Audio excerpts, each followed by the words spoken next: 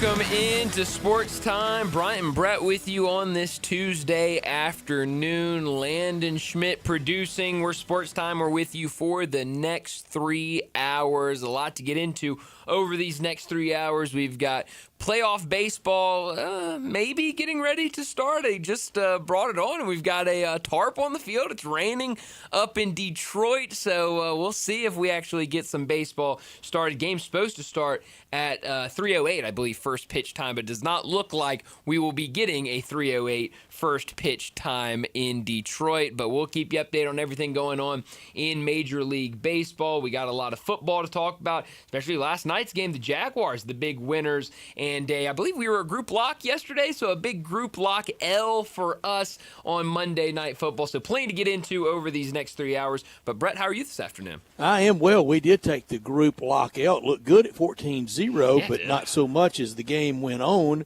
And we'll talk with Bo Marchand. I know you'll set the lineup, but we'll visit with Bo about it. Maybe Trevor Lawrence's biggest win as a Jag. Yeah, I think it's definitely in that conversation. Break that losing streak to Kansas City on Monday Night Football. Yeah. They're at 4-1. Yeah, I mean, things are looking good. Maybe in Jacksonville. It's not a lot to choose from. No. I mean, who knows if there was one of those performances, rookie year early in his career, but there's nothing that comes to mind about big time performances from him. But last night was really good. And was he that good last night? He was pretty good. He made some good throws. Obviously had the game winning rushing touchdown. So I mean I'll give him credit. Rushing stumble. Well, it's all if Landon's calling the kick around fumble. It was just a rushing touchdown. Tyler Lockett dives on it, a rushing touchdown. Then I will absolutely call last night's Trevor Lawrence touchdown a rushing touchdown. I'm telling you, my least favorite play in sports right now, not tush push, is the throw around play at the end of the game. Yeah, no, it's one that it feels like everyone loves to run because of the hope, and it just never works. So I don't. They ought to call it the bands on the field play, because that's what it looks like. Sometimes we get that. There was a game over the weekend where it ended like that. We got banned on the field. It wasn't banned on the field, but one of the teams came running out celebrating, and the game was not over yet, and they're still throwing it around. But it all resulted the same, I guess. Yeah, I can't stand that play. We did lose the group lock last night, 1-2 on the weekend on NFL group locks, 2-4 on the year. Ugh. Let's try not to do that again, fellas. NFL has gotten us all. Landon and I are 14-17. Brian, you're 9-22 in the NFL. Yeah, it's been a weird year in the NFL. I'll keep talking it up to that. Yeah. Maybe I think what I'm gonna start doing is I'm gonna go through. I'm gonna make my selections and then do Oppo picks. Exactly, and then I'm just gonna flip. That's a desperate man. And then we'll see how it turns out. That's why they call it gaming when you start going Oppo your original pick. They call it something. I think there's a number associated with whatever they call it, but it's not going well for me. But good win for the Jags. Good. Yeah. I was with a lot of baseball last night. And you're right about this. Poor Phillies. Golly. I thought they were going to mount the comeback. Now down 2-0 and headed to Dodger Stadium. Yeah, I mean, no, not good at all. And, you got to give a lot of credit to the Dodgers. They have built this roster, and a lot of people found a relief guy. Yeah, a lot of people have talked about this roster of before the season. It was supposed to be they're not going to lose a game, and then it was far from that. And I think the biggest question was, how far can this team go with, the bullpen just being a mess, especially late in the season. But they have definitely started to figure it out and are definitely turning things around. And I mean, we could be talking about this lineup being built, this pitching rotation being built for the playoffs, and maybe a long run that results in another World Series for the Dodgers. Trying to go back to back, and we haven't had that since 2000. No, but they've looked good so far, and against a good Phillies team. I mean, the Phillies were not a fluky team this year; they were a super solid team this season, and so really impressive what the Dodgers are doing. And when you're down 0-2 at home, and now you got to swing back to that other team's place in a 5-game series, it doesn't look good at all. Philly's probably the best home field advantage in baseball. Oh yeah, I mean it's up there. It's really good. Yeah. It's rocking just about every single night, and good crowds first two games. It was just they couldn't do it. And you mentioned it. I mean, felt like they had that comeback ready. I mean, it got a little ugly early, and they were able to pull it together. And I shouldn't say early. It was a 0-0 game a lot of the time. But the Dodgers jumped out there, and then it looked like the Phillies were going to be able to turn it around and get that win. And just a little too short. And so now we'll see what happens today with these two games. Brewers also with the big win last night. They have just, dominated the Cubs through these first two games. And then today we'll get Mariners, Tigers, and Blue Jays, Yankees later tonight. And Toronto, another team with a commanding 2-0 lead right now over the Yankees. Yeah, and Mariners, Tigers, it could be 2-0 Detroit. It could be 2-0 Seattle. I think it's pretty fair being 1-1. Yeah, I think it is. I mean, this has been a really fun series, like you said, a back and forth series where, I think there were times in game one where it felt like, the Mariners had that one, certainly in game two, times where Detroit felt like they had it, and it went the other way. And so, you got it 1-1, now going back up to Detroit, and this game is in a weather delay right now officially. So we will see what time they start this game, but we'll see, what Detroit looks like with this weather delay. How do the fans come out with it being rainy, and how can both these teams respond? Jack Flaherty on the mound for Detroit, Logan Gilbert on the mound for the Mariners. So a little rain in the way, but should be a fun one. Yeah, and I think Detroit will get started soon. Boy, I just saw a radar from local Detroit. It did not look great. No, I don't know. I've not been following it closely, but yeah, it looked like the Green Monster. I saw that same radar you saw, and it doesn't look like this one could be delayed for a little bit if that rain keeps falling. There's not anything in sports that approaches Shaq and Barkley and Kenny Smith and Ernie Johnson and that team. This baseball at the desk for Fox, though, it's really good. With Kevin Burkhardt at the point guard and Derek Jeter, Alex Rodriguez, and Big Papi. It's not far from it. It's really good. They are, I think, with Major League Baseball, and especially with this whole thing we've got now with Major League Baseball versus MLB, or Major League Baseball versus ESPN, in terms of are they going to still have a package? Are they not going to have a package? What's going to happen? But it feels like you are having less of coverage of Major League Baseball. You don't have these kind of pregame shows and whip around shows in Major League Baseball tonight. Yeah, I mean, it's what is Baseball Tonight really turned into? I mean, I remember when Baseball Tonight was must miss. Watch. I mean, it was you watched it every single time Gammons, it was on. Kurt Ginn, It was incredible. Many others. And now it's like, oh, hey, Baseball Tonight, they're on, and it's just it doesn't have the same thing. But what they're doing, we're done with ESPN, aren't we? Wasn't last week? Wasn't that it? Yes, but I think there's still an opening to where ESPN can get back in there with a lesser deal. I remember there was reporting a couple weeks, maybe a month back, that ESPN and Major League Baseball had kind of restarted conversations. Oh, I thought that was goodbye with their wild card package. I think it's about 50-50 right now on if it is goodbye or not. But yeah, what Fox is doing with Major League Baseball and their coverage of it, it's about as good as it can get. Now, MLB Network, for us, for the baseball diehard, it's wonderful. But I just don't think, just like Golf Channel, I mean, you got to really want to get over there and go to that. Yeah, no, definitely. And it's really good, but I think it's really good for those baseball fans. When you're just a casual sports fan and you can flip it on to Fox, hey, there's playoff baseball going on, or hey, it's a Saturday night and there's a Major League Baseball game on. Let's just go see. And you see Big Papi and Jeter and A-Rod at the desk. I mean, that speaks to the most casual of casual baseball fans, and so they are and they have a really good dynamic with each other. They do. Really Papi's kind of Shaq. He is. Burkhardt's definitely Ernie. He is, absolutely. And then, who's Kenny? I think Jeter is more Kenny, maybe. Okay. Who's Barkley? I don't even know if That's the difference. There's not one. That's yeah. why you can't touch the NBA show. And that's why Barkley's that good. Yeah, because when you were asking me that, who is Kenny? It's like I think they both kind of fit that role. I think Jeter is A-Rod's better. not Barkley. But I like A-Rod in this. On this, I think he's good. I think this whole crew is really good. But you're right. There's definitely a difference between inside the NBA and a case pretty could be much made. anything Alex Rodriguez, greatest right-handed hitter ever. No, definitely. You could make that case. How hard when I want the audience to jump in at the Sissy's Log Cabin text line at this one at 901-360-8255. Under the umbrella of, I think, everything now on sports television, except for the NFL and college football, is nichified. The nichification of TV sports. But of these two, the bigger niche, PGA Tour or Major League Baseball? Since I mentioned Golf Channel and MLB Network. Yikes, that's a really good one.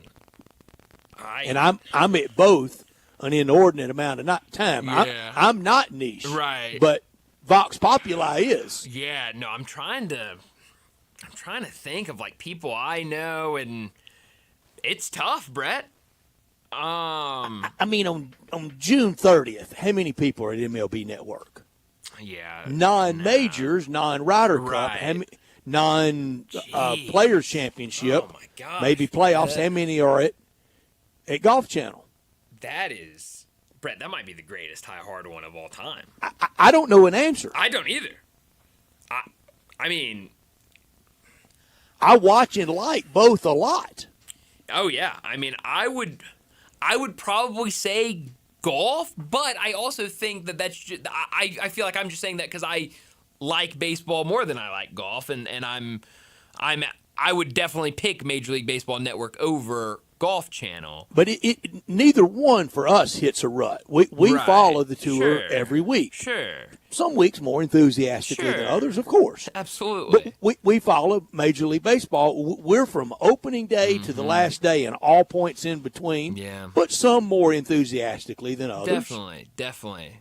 Yeah, I don't know. That's a great question. I really don't know what the answer to it is. But do you agree with my overarching that everything has become niche except absolutely. for NFL and college football? No doubt about it. I mean, I think it absolutely is. I mean, you've got those two. The numbers tell it. Yeah, I mean, the two biggest sports. I mean, that is everyone is invested in that, and then it kind of is just kind of a trickle down, and everything else is just kind of out there. And I think you're exactly right. But that is a really good question, and I hope some people can help us out on the text line because help us out because we don't know. I don't know the answer. I don't to that. know. I really don't. But it's a good question. We did have, and we'll talk about it more when we have more time at about 5:30 or so. But we did have preseason game number 1 last night for the Grizzlies. It was maybe my big number of the day. Well, okay, all right. But it was preseason game number 1 last night for the Grizzlies. I don't remember what the final score was because I don't really care what the final score was because it was a preseason game. But the Grizzlies did lose. I know that. I watched a lot of it. Brett, what were your takeaways, if any, from a preseason game against the Detroit Pistons? Well, I have some, Okay. and we will get into it when we have a lot more time to carve out for it. But I do have some, not anything over the top, and I'm not trying to blast anyone, but with this young grouping, I'm not writing off wholesale the preseason like I once did. There's some things that have to be accomplished with this. I mean, this is a young team and a first-year permanent head coaching job. Now, I know he was thrown into a very difficult situation last year, and I wish him the best. I want him to do well. Yeah. I want the Grizzlies to do well. So I am kind of doting on this a little more. I had a friend of mine that went last night, and I texted to him, a young friend, and we love visiting about the things he goes to in sports. Yeah. I said, well, I got to hand it. He sent me a picture from the game. I said, I got to hand it to you. You're doing something I've never done in sports. Never been to a Grizzlies preseason game? Never, and never going. Really? Wow. I went. Timing's not what year great. was it? No, it's but not. I'll be there opening night. That's a good point, Brett. It's not good timing for you. I went. What year was that? R.J. Hampton playing in Australia, playing for. I don't remember what team he played for, but their team came to FedEx Forum to play the Grizzlies in a preseason game. It's like the Adelaide 76ers or something like that against the Memphis Grizzlies. And I was there. Me and Connor went to see R.J. Hampton against the Memphis Grizzlies. It's the only preseason game I've ever been to. I've never made one. Wow. At Pyramid or FedEx Forum.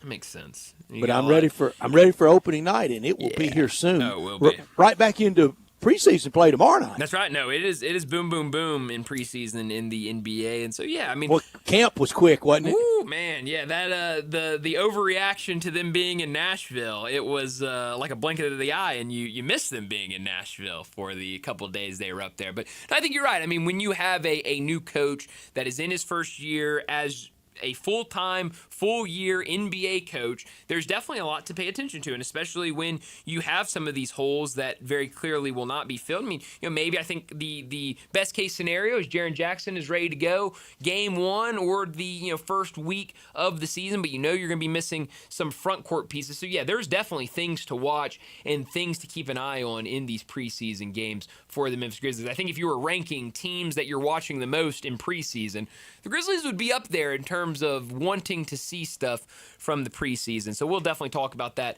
a little bit more when we have time at 5:30 during What's Trending. But let me set up today's show before we get to top and not top story of the day. 3:30, we're talking Tigers. Matt Infield from Action News 5, he'll join us. We'll talk about the Tigers and their win over the weekend. The Tigers off this week, but in the top 25 when they return, they'll be on the road against UAB. So a lot of Tiger talk with Matt Infield. Might get into a little Tiger basketball with him as well. Penny Hardaway and a couple players spoke with the media earlier today. So a lot of Tiger talk in our next segment at 3:30. 3:45, we'll talk a little Major League Baseball as the playoffs are rolling right along, and we'll see if at that point, if the Mariners and the Tigers have started their game, as right now they're in a rain delay. Later tonight, Blue Jays and Yankees, as Toronto has a commanding 2-0 lead over the Yankees. But we'll also talk a little bit about the action that took place last night. Dodgers over the Phillies and the Brewers over the Cubs. 4 o'clock,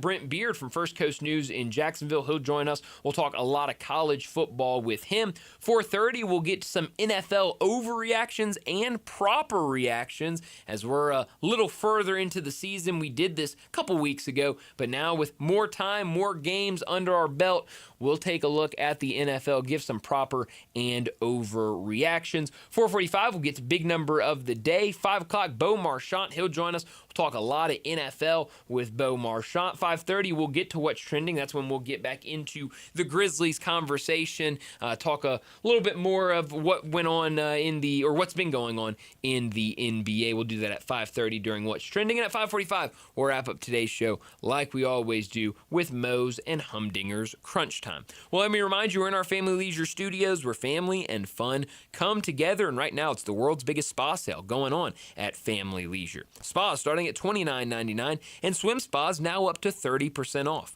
The floor model specials, they're going on as well. And head out there and get a cold plunge starting at $49.99. Free umbrella with purchase of select patio furniture sets. And don't forget about those swimming pools. It doesn't feel like the time to be thinking about swimming pools, but it's the perfect time to go ahead and make that purchase. That's because the clearance pricing is going on through the end of October. Buy now and save on that price increase. Well, don't forget about the special financing either. It's available, but only at Family Leisure, 2120 Witten Road, just north of I-40. We are Sportstime. We're with you until 6 o'clock. We're live and we're local, and we want you to be a big part of our show by texting or calling 901-360-8255. That's the Sissy's Log Cabin text and talk line. All our guests will appear on the Sissy's Log Cabin guest line at 901-360-8255. We thrown some stuff out there. Hit us up about anything you'd like at 901-360-8255. We're always in our Family Leisure Studios, and this hour brought to you he's Bryant and I'm Brett. Our producer is Landon Schmidt, and this hour of our show brought to you every day by Lexus of Memphis at 2600 Ridgeway and online at lexusofmemphis.com. Great offers on all 2025 models. The 2026 is starting to arrive, and special leasing options always. Drive in luxury and confidence knowing that every new Lexus comes with complimentary first and second maintenance services. You can call them at 901 334-9673. But they invite you to stop by the only Lexus dealership in Memphis at 2600 Ridgeway. And that's where you can put yourself in the driver's seat of the all-new 2025 flagship LS500. And you'll be looking and you'll be driving in style. You can always drive in luxury and confidence knowing that every new Lexus comes with complimentary first and second maintenance services. When you purchase a Lexus, you get top-of-the-line engineering and design, and they make for the safe luxury driving experience. Online at lexusofmemphis.com. Experience amazing at Lexus of Memphis. Top story of the day. Well, my top story of the day is the NFL has wrapped up another week, and it was a fun one last night in Jacksonville as the Jaguars got the win over the Chiefs. It wasn't easy for the Jaguars. The Chiefs went up 14-0 early in the game. It looked like they were going to run away with that one, but after that, it was pretty much all Jaguars. They stormed back 14 points in the third quarter, 10 in the fourth quarter to get a 31-28 win over the Chiefs. Trevor Lawrence, one of his better, if not best games since getting to the NFL. He finished with 221 yards passing, 1 touchdown. He did have an interception and added 54 yards and 2 rushing touchdowns with his legs. It was also a big game for the rookie Travis Hunter. We know he's been playing both sides of the field, and it feels like through the first couple weeks of the season, he's been trying to figure out how to make this work. What is this going to look like at the next level in the NFL? But last night, a really nice game for him. Had some plays defensively, but as a receiver, and that's really where he has been seeing less production. 3 receptions, 64 yards, including a 44-yard reception. That was one of the better catches I've seen in the NFL this year. Just towered over a defender to grab the ball out of the air. So it looks like he is definitely progressing at the receiver position as he makes that transition to the NFL. On the other side, Patrick Mahomes had 318 yards, a touchdown, and an interception. Kansas City was able to run for 158 yards on the ground, but ultimately it was the Jaguars who get the win at home. And those uniforms, oh man, more on that later. I liked them. I liked them back in the day. Yeah, no, they were really good. More on it later, Brett. When they unveiled, I really liked it. My top story, 8 of 14 in the Associated Press poll, college football poll, is from the SEC. That's what a 14 or 16 team playoff will look like someday. Don't know that I'm that much for a 14 or 16 team playoff because I think 12's already too many. That doesn't mean all those teams are good, but that means that's a lot from the SEC. But I don't want to hear at playoff time, at Selection Sunday time, I don't want to hear any equity and fairness talk.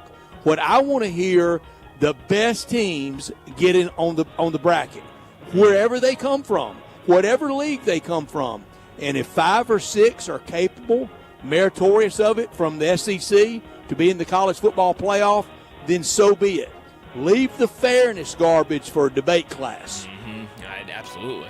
Not top story of the day. Well, my not top story of the day, we talked about the Grizzlies and their first preseason game of the season. Last night, preseason supposed to be about, we're all back together, the season's underway, we're getting ready for the year. It's all supposed to be good, great, happy things to early in the year, but maybe not so much in Milwaukee, as now we're getting reports and stories about Giannis Antetokounmpo and his future in Milwaukee. It was the big question going into the offseason of would Giannis remain with this Bucks team? We saw the Bucks go out there and make some moves to try to improve this team to help Giannis want to stay in Milwaukee. Shams Charania earlier this morning put out a story saying New York emerged as the only team Giannis Antetokounmpo desired outside of Milwaukee in the offseason, according to sources to ESPN. The Knicks and the Bucks engaged in talks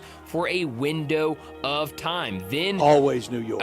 Brett, if any star player, if people say you have one guess of a possible destination for him, always guess New York. 54 years ago, Kareem was going to go from Milwaukee to New York. Wow, yeah. So, how about that?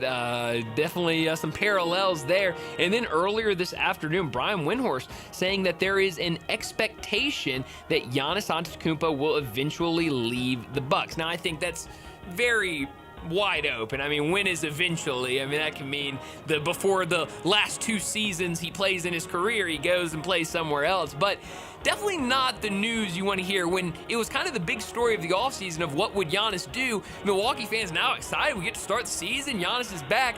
And right as preseason starts, we get stories and reports all over the place of maybe Giannis could be leaving Milwaukee eventually. And just like way back then with Kareem, going to go back home to New York where he played, where he was from in high school, Power Memorial.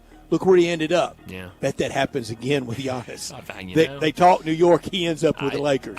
I would not put anything past it. That does feel like if it's not New York, it's always L.A. Yeah, it's never New Orleans or Memphis, is it? No, definitely not. My not top story last night, 1 point. That's it. 1 more point than everyone in this listening audience, except for if they're listening, Santi Aldama, Jalen Wells, Jock Ewing Landale, as I'm going to call him all year, KCP, Ty Jerome, G.G. Jackson, P.J. Hall, John Conchar. John Conchar still here. Vince Williams, Scottie Pippen, and Cam Spencer. If they're listening, then they scored more than 1 point last night at the Grizzlies game. But if Max Prosper's listening, he only equaled Cedric Coward's 1 point. 11th overall pick, 1 point. But Brett also won his first preseason game, first game in the NBA. He scratched. First game since November. I mean, let's give him a break. But also, if any of those people that did score more points than him are listening, open invitation to come on the show. I mean, by all means, call the Sisters Log That's the Cabin. only ones that are listening that can call and say I had more points yes. last night. Yeah. 1 point. 0 for 7 from the field last night for Cedric Coward. I think 0 for 6 for Do you know how big a deal it would have been made of if he had 15, 6, and 4? Oh, Brett, I was ready to come in here and have a field day. I was excited. And then, it was not the performance that people were expecting or hoping for, but hey, he's got another opportunity tomorrow night against the big bad Boston Celtics. Well, that'll do it for top and not top story of the day. Let's get to our first break, and when we return, we're talking Tigers with Matt Infield. Add a little fun to your lunch break. Join Johnny Radio for Sports 56 Happy Hour from 11 to 1 every weekday on Sports 56 and 98.5 FM. Family Leisure doesn't do anything small. It's always got to be big, just like the world's biggest spa sale. Happening right now at Family Leisure. Check this out. You can get spas starting under $3,000. Spas and even swim spas, they're up to 30% off. Floor model spas have even bigger special prices. Cold plunges are all the trend right now. Take the plunge starting under $5,000. You see a patio furniture set you like? You could get a free umbrella with it. Ask an associate for details. Plus, swimming pools are clearance price now through the end of October. Get yours before the prices increase. That is with any big sale. Special financing, it's available. The only thing small during the world's biggest spa sale at Family Leisure are the prices. Family Leisure, Whitten Road at I-40, where family and fun come together.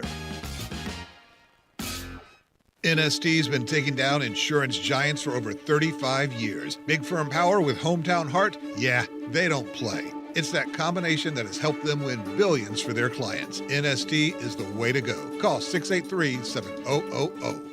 I'm Gary York. I'm the service director at Lexus in Memphis. Our service department wants to be more than just a place where you get your oil changed. We do glass repair, windshield replacement, recalibration of your camera and sonar systems, even wheel repair, tire replacement, all the things you would expect from a luxury automotive dealer. Please check out our website. You can schedule your appointment, check out our specials, hours of operation, or if you'd like to do it in person, please reach out to one of our associates at 901-271-5199.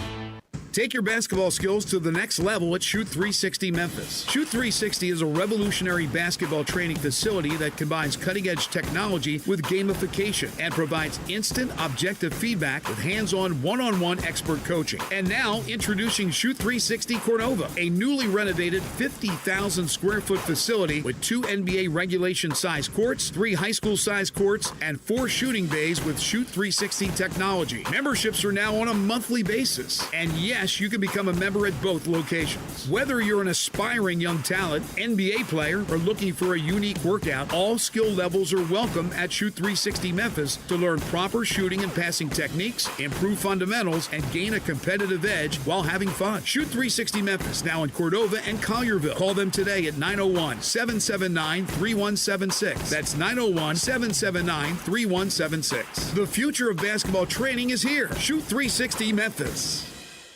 Progressive knows not all rides are smooth. Meet Peter. He loves his motorcycle. What he doesn't love is wind. Which is ironic, because wind is a big part of the whole wind-in-your-face motorcycle cliche. But nobody ever tells you how relentless a strong crosswind is, or the cliche wouldn't exist. Not every ride is smooth, but Progressive has your back. Get a quote to see if you can save with America's #1 motorcycle insurer. Progressive Casualty Insurance Company and Affiliates, not available in D.C. At Jason's Deli, when you're dining in or picking up curbside, you can expect wholesome food and no surprises, just delicious sandwiches, crisp salads, and quick quality meals made with the freshest ingredients and no artificial trans fats, MSG, high fructose corn syrup, or artificial colors and dyes. Around here, a lot of thought goes into what we put into our food and what we take out of it, because you're not just taking a bite, you're getting a taste of who we are. New items are constantly being created to expand our menu for all tastes and special diets with vegan and gluten-free options available. Convenience and on-time delivery you can count on. It's just a click away at jasonsdeli.com, so whether you need to feed 5 people or 5,000, the team at Jason's Deli, they have the credentials and the commitment to keep you satisfied. Freshness is nearby at Jason's Deli, with locations at Ridgeway in the Park Place Center, Poplar and Highland, Germantown Road in Cordova, and on Goodman Road in Olive Branch. Jason's Deli. It's wholesome food and no surprises. Sports 56 traffic. Good afternoon. Cleanup on a couple of accidents out here in the last 10-15 minutes. We've watched TDOT work a few weird things out here with some disabled vehicles, debris cleanup. Now it's building on 240 already at 385. Billmore Parkway going outbound. All that traffic normally this time of the afternoon is pretty light out towards the Collierville area. Hey, Zips Car Wash, that's where I go, and so should you. Get upgraded shine and protection at your local Zips Car Wash. Check them out online, zipscarwash.com, for a location near you. I'm Commander Chuck with your on-time traffic.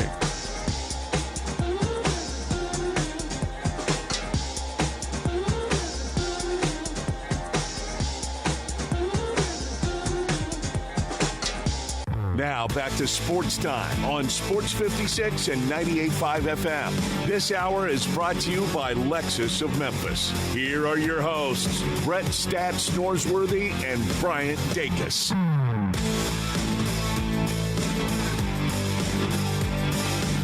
Welcome back into Sports Time. Bryant and Brett with you. We got to talk some Tigers, and joining us now to do that, Matt Infield from Action News 5. He joins us every Tuesday, talk Tiger football and basketball. Matt, thanks so much for joining us. Another win for the Tigers. They're now in both the AP and the coaches poll, but going back to that game against Tulsa, you saw a little bit of everything. A good win, a dominant win, and also it felt like we were saying catch of the year a couple weeks ago against Troy, but I think definitely catch of the year with what we saw. You had a close-up video on your Twitter account of that catch from Cortez Bram. What did you make of that snag and of the game against Tulsa?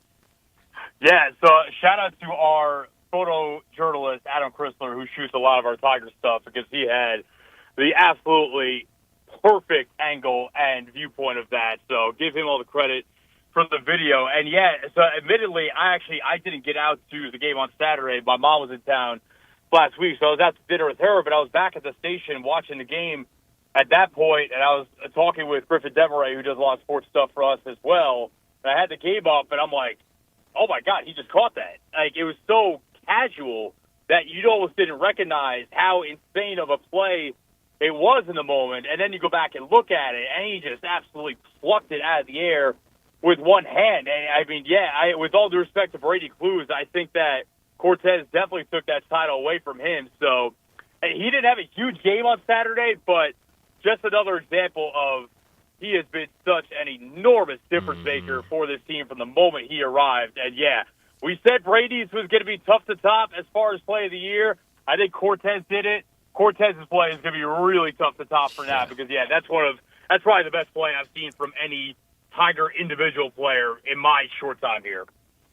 Matt, if that one gets topped, all three of those guys should be at the ESPYs or any award ceremony for catching play of the year. This team just keeps on doing it. I mean, just hammered. Tulsa, I don't know that it's that great, but they took care of them just so easily. Yeah, what do you think Memphis would do to Oklahoma State if they did that to Tulsa and Tulsa beat Oklahoma State? I'm just saying the Big 12, it'd be pretty big route. The Big 12 didn't want to come calling, and I think Memphis would probably whoop at least one of their teams that has since fired their coach by 50 plus. But that's I said I've covered a couple of Tiger teams that I think against a team like Tulsa, they would have won that game, but they would have played with their food along the way, and it would have been more needlessly dramatic and interesting on the way to the end result. This one just absolutely hammered them, really put the game out of reach in the second quarter and never looked back. And remember, they did it without two of their best defensive players after William Whitlow Jr. was ejected and Amari Cooper was injured early in that game. So, just start to finish, a really commanding performance. And again, I'm not saying that they are miles and miles better than some of these other teams in the last couple of years, but I do think that a couple of the Memphis teams I've covered would have made that game a lot closer than this one ended up making the end. Yeah, well, and you mentioned that defense, Matt. 4 turnovers they forced against Tulsa, and there was a stretch, we talked about it yesterday, where it was something like interception, missed field goal or made field goal, and then a fumble. I mean, it was incredible, a really nice sequence. This defense, there was questions about them before the season, but they're showing that they are really strong, and they've been that way all season long. Yeah, I think that you got to give a lot of credit to Jordan Hankins, who, by and large, in his 1+ season as a defense coordinator, has passed most of his tests with flying colors. And he had a really challenging one this year, trying to put together a defense with almost entirely new pieces across the board, and he has done that so far. And you got to give a lot of credit to the coaching staff as well in terms of going out and finding some maybe diamonds in the rough in the portal that have come in and contributed right away. You think about a guy like Chris Bracey, Kamari Wilson, a couple of players that have made a huge impact immediately upon joining this team. Yeah, they're nasty, they're physical, they take the ball away, they're opportunistic. They have a lot of characteristics of a good defense. I know the secondary at times hasn't been phenomenal, but even that has been something I think has shown itself more in pieces throughout games, not entire games. Like Arkansas comes to mind, first half against Georgia State and whatnot, even maybe a little bit against FAU. But I think that this unit, considering how many question marks we had about it coming into the season, looks pretty solid right now, and definitely is complimentary of a very good offense. Not necessarily, Matt, the team, but what's the style of team that you think would pose the biggest problem for the Tigers?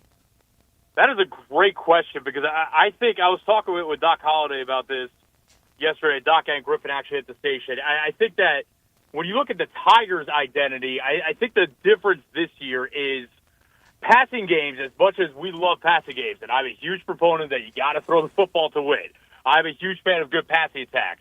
They can be volatile week to week unless you have a truly elite quarterback, which, as much as we all love Seth Hennigan, I'm a huge fan of Seth Hennigan. I think Seth probably fell more into the category of very good than elite.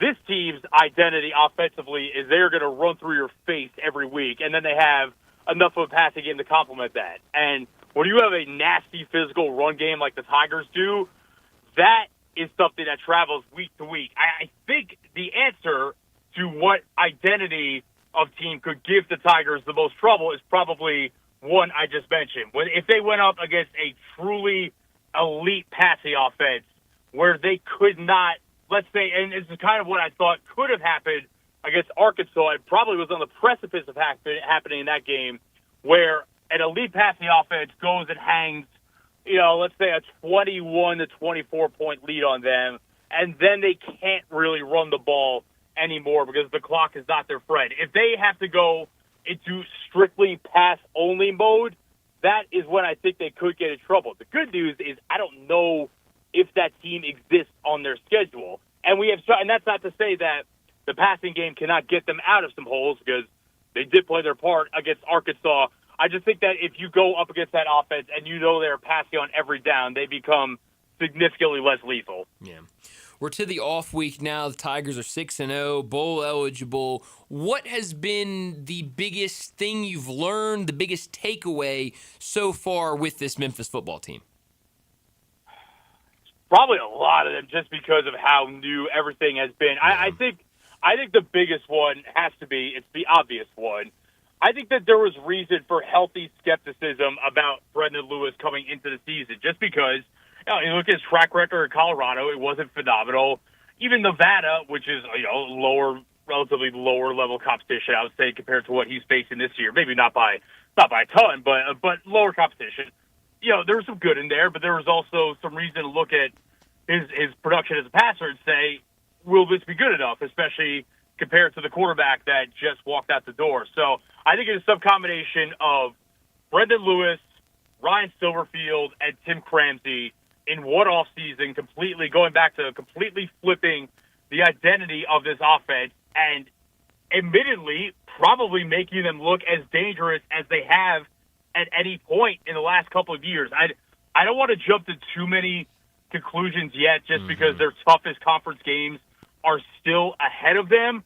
But if you told me, I've definitely had the thought over the last week or so that this team might be better than any of the previous 2 years with Hennigan at the helm. And I don't really know that that's a knock on Seth. It's just that the way that they have formed an identity that's centered around Brendan Lewis's dual threat ability, I think you got to give a tremendous amount of credit to him. Like I said, Cramsey for designing the offense, and Ryan Silverfield, obviously, for getting this group of 70-plus new players at 120 on the roster to believe that this might be the best team that they've had the last couple of years. Yeah, definitely. We're talking with Matt Infield. He joins us on Tuesdays to talk Tigers. It's been a lot of Tiger football talk with Matt, but this month, we're officially in October. We'll see this Tiger basketball team in a couple exhibition games before they get the season started in early November. Penny Hardaway and a couple players met with the media earlier today. I saw this tweet from Parthy Pajai over at the Daily Memphian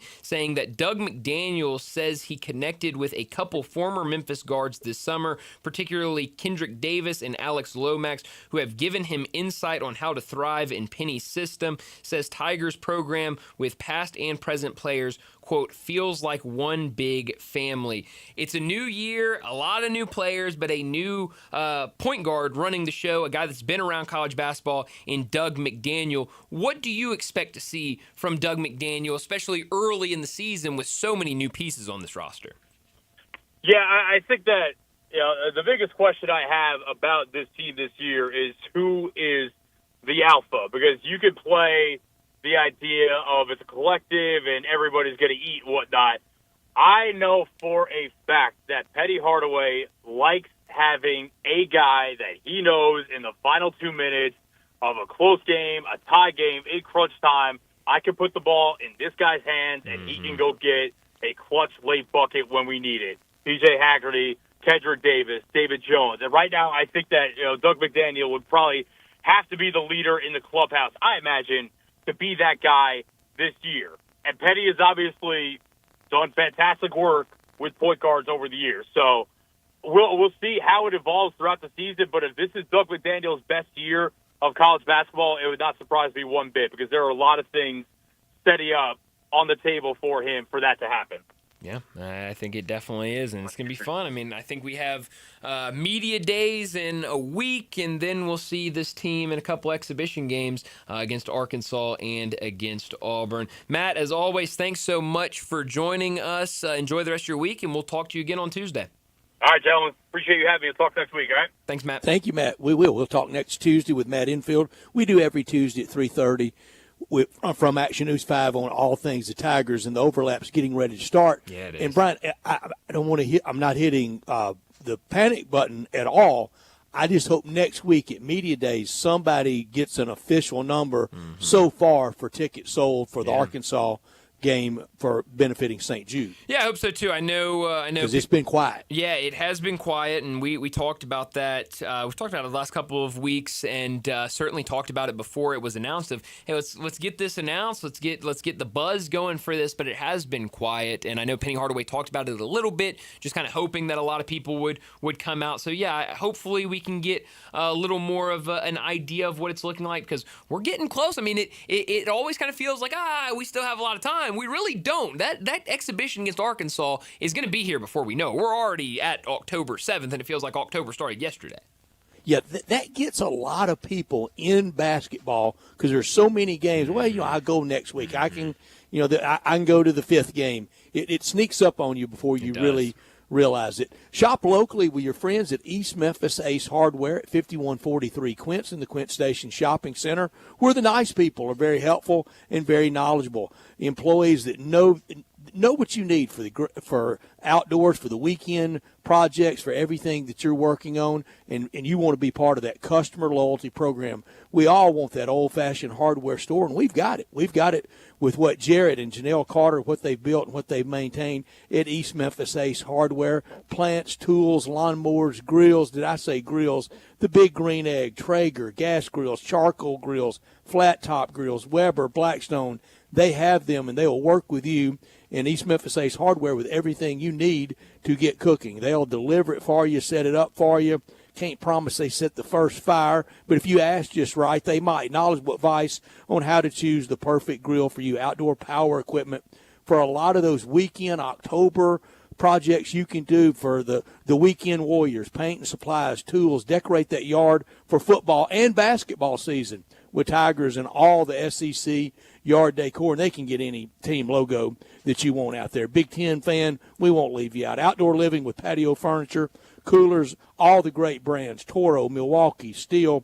Ace really is the helpful place in East Memphis Ace Hardware, the local friendly place at 5143 Quince in the Quince Station Shopping Center at Quince and White Station. Well, we were supposed to have some playoff baseball right now, but still, according to 5 minutes ago from Nicholas Koloff, who covers the Detroit Tigers, we still do not have an announced start time for the ALDS matchup between the Mariners and the Tigers, a game that was supposed to start at 3:08, and it looks like we are still not very close to them starting that game. But when we come back from this break, we're still going to talk baseball, even though that game hasn't started. We're still going to talk baseball. We'll talk about the action from yesterday, the Dodgers beating the Phillies, the Brewers beating the Cubs, and we'll talk a little bit about the two games today, Mariners and Tigers and Blue Jays Yankees, that one later tonight. We'll do all of that next on Sports Time. Not only can you listen to your favorite shows on Sports 56, you can also watch video of the shows live on Twitter and YouTube. Are you ready for the... Watch and listen every day at Sports 56 WHBQ. Guns, guns, and more guns. Over 700 firearms in stock. Home defense guns, old guns, new guns, used guns, big guns, little guns. Every gun you can think of, Classic Arms has them. All brands like Glock, Sig, Colt, Ruger, Smith & Wesson, Browning, Beretta, Benelli, Remington, Winchester, and more. Guaranteed lowest prices in town. Only gun importer in the Mid-South. Free gun inspections and appraisals and free bore sighting for the upcoming deer season. Shop online at ClassicArmsOfMemphis.com or visit Classic Arms at 1740 Germantown Parkway behind Corky's Barbecue in Cordova. Morning, Zoe. Got donuts. Jeff Bridges, why are you still living above our garage? Well, I dig the mattress, and I want to be in a T-Mobile commercial like you. Teach me, Saldana. Oh, no, I'm not really prepared. I couldn't possibly. At T-Mobile, get the new iPhone 17 Pro on them. It's designed to be the most powerful iPhone yet and has the ultimate pro camera system. Wow, impressive. Let me try. T-Mobile is the best place to get iPhone 17 Pro because they've got the best network. Nice, Jeffrey. You heard them. T-Mobile is the best place to get the new iPhone 17 Pro on us with eligible trade-in in any condition. So, what are we having for lunch? Dude, my work here is done. 24 monthly bill credits on experience beyond for well-qualified customers plus tax and $35 device connection charge. Credits ended. Balance due if you pay off earlier. Cancel. Finance agreement iPhone 17 Pro 256 gigs $1,099.99 and new line minimum $100 plus a month plan with auto pay plus taxes and fees required. Best mobile network in the U.S. based on analysis by Ookla Speed Test Intelligence data 1H2025. Visit T-Mobile.com. Visit Frontier Western Store today for new shirts and boots. Frontier is your top Carhartt store in the Mid-South. There's thousands of in-stock shirts and jeans. They have the classic K87 pocket tee in every color they make, including new ones just released. Available small to 4X. Want new jeans? Frontier has you covered with super tough work denim by Carhartt. And you've got to check out their selection of Ariat jeans for men, women, and children. You'll love how easy it is to find the size and style you need. Have you seen Frontier's remodeled world-famous boot showroom? It continues to expand. New styles by Ariat just arrived, plus plenty of in-stock proven classics too. Whether you need work or dress boots, trust that Frontier's the place to come. See thousands of pairs of Ariat boots and thousands more by Dan Post, Corral, Durango, Rocky, Twisted X, and others. And Frontier's pricing is lower than online and chain stores, so you know just the local shop to visit. Frontier Western Store, 5880 Goodman Road in Olive Branch, and on the web at frontierwesternstore.com. Locally owned and operated since 1967. Cashback is not available on gas in New Jersey and Wisconsin. $5,000. That's the average amount of money people in the U.S. are now spending on gas in a year. $5,000. That's crazy. If you drive, you have to download Upside, the free app that gives you cash back every time you get gas. That's right. You can earn real cash back with Upside just by buying the gas you're already buying. You can literally start earning cash back today. I use Upside every time I fill up, and I've already made around $300. You're putting gas in your car anyway. Why not get real cash back? If you like free money, download Upside. I'm saving the cash I earn from using Upside to help pay for a vacation later this year. Download the free Upside app now to earn cash back every time you buy gas. Use promo code FAME25 to get an extra 25 cents per gallon on your first tank. You can cash out anytime right to your bank, PayPal, or a gift card for Amazon and other brands. Just download the free Upside app and use promo code FAME25 for a 25 cents per gallon bonus on your first tank. That's code FAME25 for a 25 cents per gallon bonus. Ready to shine, Memphis? Save big on Club Car Wash's Best Wash this Tuesday for just $12. Stop by any 4 Club locations in Greater Memphis or visit clubcarwash.com to learn more. Club Car Wash. Join the club. Now back to Sports Time on Sports 56 and 98.5 FM. This hour is brought to you by Lexus of Memphis. Here are your hosts, Brett Stats Norsworthy and Bryant Dacus. Well, Brett, this was supposed to be a fun day. We were supposed to have 3 o'clock baseball. But you know what I can guarantee everybody won't be delayed by weather? Hockey. Hockey. I mean, I guarantee you that won't be delayed by weather. 28 minutes till puck drop, Brett. You ready? I'm ready. I'm wearing my Blackhawks sweater. They start us off against the defending champs. The Florida I'm ready Panthers. for my Flyers sweater. That's right. Yeah. Thursday night, you got your Flyers in action. My team, been a Flyers team? fan. Oh, your entire goes life. way back. Way back to yesterday at 5:43. I was about to ask you. I love people tell me the story of like when they started their fandom. They're bona fides. I like hearing that too. Yeah. I like knowing the origin of people's fandom. I really do. It's fun. And your Flyers fandom story. I mean, it's one of the best. And Brian, one of the common denominators in that background, people almost always go to the weakest point, to the saddest day. Yeah. Don't do that. No. Look, I have cried tears of happiness in sports. I have not over a loss. I have not. And just make me happy. I was 8 in 2008. That's all I'll say. That would be easy to do. Yeah. Well, baseball, Brett. I was very disappointed over how the second half against UCLA went in 73 because the Tigers were up at tied at halftime, up about 17-minute mark, and then it was all Bill Walton. But it was such a smacking about that it wasn't worth tears. Well, yeah, that is. It's one of those deals you just kind of slink down in your chair the whole second half. No, you just watch everything crumble. But I've had hard losses. Sure. But I'm more aggravated and mad over the loss. The thrill of victory, it's what does it for me. Oh yeah. And when you get that story of somebody's fandom, I mean, they go to the worst day pretty quickly in that. And I'm going, no, go to the high. Well, unfortunately, it's the losses that stick with us, Brett. It's those downs, not the highs, that for whatever reason stick with us. But hopefully, eventually, we'll get this Mariners and Tigers game. I've got two conflicting stadium shots. They showed an on the field interview with. Who is the Fox baseball with the bow tie? Ken Rosenthal. Yeah, Ken. Yeah, and he's really good. Well, they show him, and behind him, you could see the sun shining. And I'm thinking, well, why aren't we playing? Well, that had to be in the can because then they go into break. They show 3 fans that looked like they were wrapped up in. Oh, that's too bad.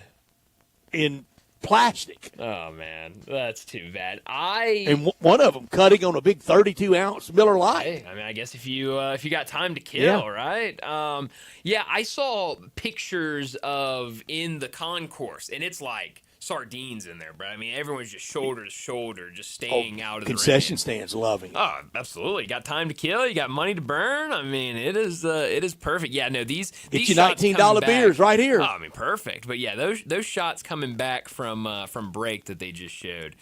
Yeah, a lot of ponchos out there for people that are trying to brave it out in the stands. No, not fun at all. But I do think it will be a fun game whenever it starts. Often will drag that out and really prop up those concession sales. And no game. See y'all tomorrow. Yeah, hopefully we don't see that. I do want this game to get started because I do think it will be a lot of fun. Unlike what it's been in the other series that we'll see tonight with the Blue Jays and the Yankees. It has been all Toronto from the start of this. They are currently outscoring the Yankees 23-8 over the first 2 games of the series. They're enjoying this first time for them to meet. The Yankees have played every current American League team in the postseason except for Connor's Southsiders. They've never met the White Sox in the postseason. For a long time, only one went in. Then we went to the LCS in the late 60s, or 69, in fact. And now we have a bunch of playoff teams, but they've never played the Blue Jays before this one, and now it leaves only the White Sox. In the National League, this is how many World Series they've been to. They only lack playing in a World Series. Colorado, Washington, and one more. Who was the other one? I looked at it today and I went, that is a history right there. It goes way, way, way, way back. Who was the other one? Colorado, Washington, and can't find the other one. But they've been in World Series against just about everybody. That's crazy. That might be the only 2. That's nuts. Well, they haven't played Milwaukee in a World Series, but they've played them in the AL playoffs when the Brewers win the playoffs. All that wacky stuff. That's crazy. But you talk about rich, long histories, and the Yankees, certainly have that. They certainly do. I say the best in American sport. Oh yeah, no, it is really good, and they'll try to fend off elimination tonight at home against the Blue Jays. But it is definitely going to be an uphill battle because it has been all Toronto so far through these first 2 games. We'll keep an eye on when and if this game in Detroit gets started, and we'll be watching a lot later tonight with this Toronto game. But we need to wrap up this hour and get to a break, and when we return, we're going to talk a lot of college football. Brent Beard from First Coast News down in Jacksonville, he joins us next.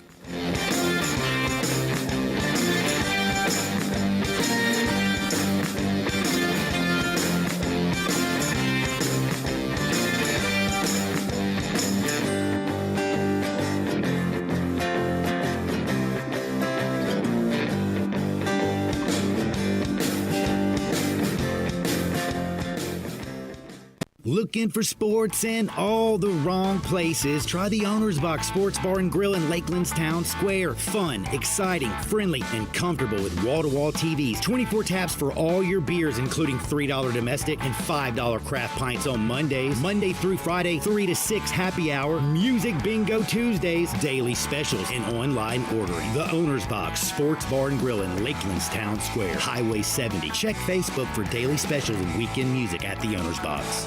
October is Cybersecurity Awareness Month, a reminder that your digital life is always at risk. Every day, hackers steal identities, drain bank accounts, and open fraudulent accounts using stolen info. LifeLock's here with tips to help prevent you from becoming a victim of identity theft. Use strong passwords, please. Set up multi-factor authentication on your account and regularly update the software on your device. For real peace of mind, get LifeLock. They monitor hundreds of millions of data points a second for threats to your identity. If your identity is stolen, a LifeLock U.S.-based restoration specialist will help solve identity theft issues on your behalf, guaranteed your money back. Plus, all LifeLock plans are backed by $1 Million Protection Package, meaning LifeLock will reimburse you to your plan's limit if you lose money due to identity theft. Stay smart, stay safe, and stay protected with LifeLock. Get comprehensive identity protection with a 30-day free trial at LifeLock.com. Please use the promo code HERD, H-E-R-D.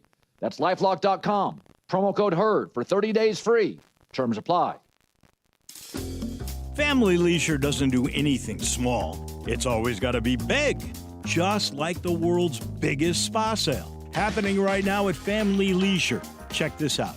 You can get spas starting under $3,000. Spas and even swim spas, they're up to 30% off. Floor model spas have even bigger special prices. Cold plunges are all the trend right now. Take the plunge starting under $5,000. You see a patio furniture set you like? You could get a free umbrella with it. Ask an associate for details. Plus, swimming pools are clearance price now through the end of October. Get yours before the prices increase.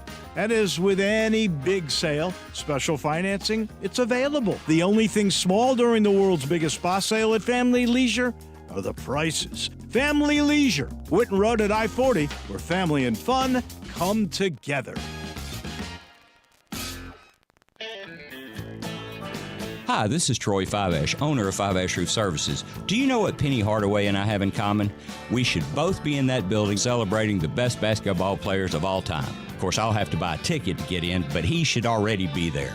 But seriously, we both surround ourselves with the best people we can find. We work hard to achieve our goals, and we are both among the best in our respective fields. At Fiveash, we can't win titles or get national awards, but what we can and do strive to do is give 100% of ourselves to give you the best product possible and one you can be proud of. So if you need a roof, siding, or gutters, give us a call at 901-367-0050, and we will do everything we can to provide you the best of everything. Fiveash Roofing. Fair, honest, and ethical. 367-0050 or memphisroofer.com. 367-0050 or memphisroofer.com. Fiveash Roofing, it's what we do.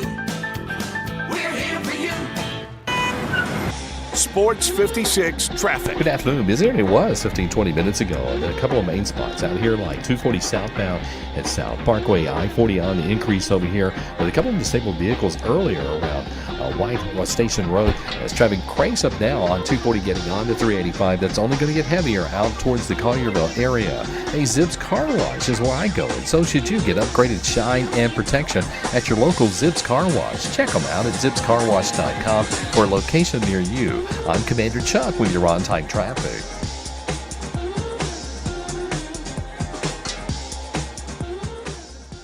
We are Sports 56, WHBQ Memphis, and W253DF Memphis with Greg Gaston and Eli Savoy. Weekday mornings from 7 to 10. Now back to Sports Time on Sports 56 and 98.5 FM. This hour brought to you by Landers Ford in Collierville. Here once again are Brett Norsworthy and Bryant Dacus. We're back into Sports Time. Bryant and Brett with you, and we got to talk some college football, and we do it at this time every single Tuesday afternoon with Brent Beard. College football talk every Tuesday with Brent Beard, Heisman voter, and on Twitter X at Brent Beard. SEC, ACC, AAC. We talk it all with Brent. Here's Brent Beard with Bryant and Brett. Brent Beard joins us now to talk some college football. And Brent, I know we're going to get to a lot of what happened over the weekend, but I really can't wait to get to this topic. And it is the headline I saw earlier this afternoon that John Mateer, after having hand surgery less than 3 weeks ago, is pushing to play this weekend against Texas. What, in your opinion, is the likelihood that we see John Mateer out there against Oklahoma's arch rival, the Texas Longhorns? Well, if this was Brad or I, or both of us, it'd probably be another couple of years before we were ready to play. Now, am I right, Brad? Yes. Even before the surgery, you'd be correct. Yes. So, but look, with the way surgeries are done now and as athletic as these guys are, I mean, does anything surprise you anymore like this? It was 6 weeks at the first talk of this, and now you're talking, him playing next week. I know that rivalry, Red River, is kind of a magical cure too. But you still had surgery. Mm-hmm. You were still anesthetized and had a surgeon work on you. Well, that's kind of what I'm talking about. I mean, if this is you or I, well, we'd still be under the effects of. I'm almost in intensive care just talking about it, Brent. Well, yeah, there's no doubt about that. But I think I need to see a doctor just conversing about it. Yeah, that's very true. Way too many doctors at this age, isn't it? Way too many, brother. I hear you on that one. But see, I thought what would happen here is he might be back for South Carolina, but he would really be back for Ole Miss. But again, we were thinking. I mean, I've heard the surgeon who worked on him was really good. So, man, I guess he is. Well, if I ever have a hand procedure, I'm going to go to that guy because he is good. We're missing the gigantic lead. What did you say to the Putnam County Gator Club? And you need to go give that locker room speech because you delivered last Tuesday night, Brent. I was frankly stunned in some ways. But, again, guys, isn't this like the Florida Gators? I mean, when you think they're going to not even make an appearance in the game, they end up winning. And then when you think they've got it together, they end up losing the game, unfortunately. Well, but I will tell you, though, Jaden Baugh made a humongous difference. He did, especially that opening series. Oh, yeah, no question about that. And look, their wide receiving crew is frankly about as good as anybody. Vernell Brown is very good. Mm-hmm. I've been impressed with what he has done. And Dallas and Eugene Wilson have been the same. So and that offensive line, maybe the best center in the country. Oh yeah. I would agree with that. I think that's very probable with Jake and Slaughter. That defense. So why are we talking about Billy Napier still in trouble? Well, because about the time we think they right the ship, they have problems, and they've got a fascinating game with Texas A&M on Saturday. Then they've got Mississippi State at home, which means they'll probably struggle the whole game. And then they've got a week off, and then they play Armageddon against Georgia here in Jacksonville. So, look, I still think this is probably an 8-4 team before it's over. But look, there's still questions here, and they come about every day. Does Billy survive this at this point, or is this a situation where they're going to be making a change at the end of the year? I only had Florida 8-4 in the preseason. If they do that, they keep him if for no other reason. This big money at a time nobody wants to be writing that big going away party check.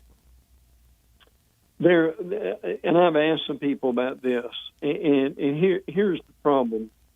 Look, that's about as logical a statement as you can make, but you've also got some big money Gator boosters who are saying, well, if we go into another off season with him and we struggle again next year and we've got another 8-4, shouldn't we go out and get a better coach and be able to spend the money? So, I mean, look, that may not be what you hear on the on television and so forth, but that's the dilemma that they're dealing with, is what I hear.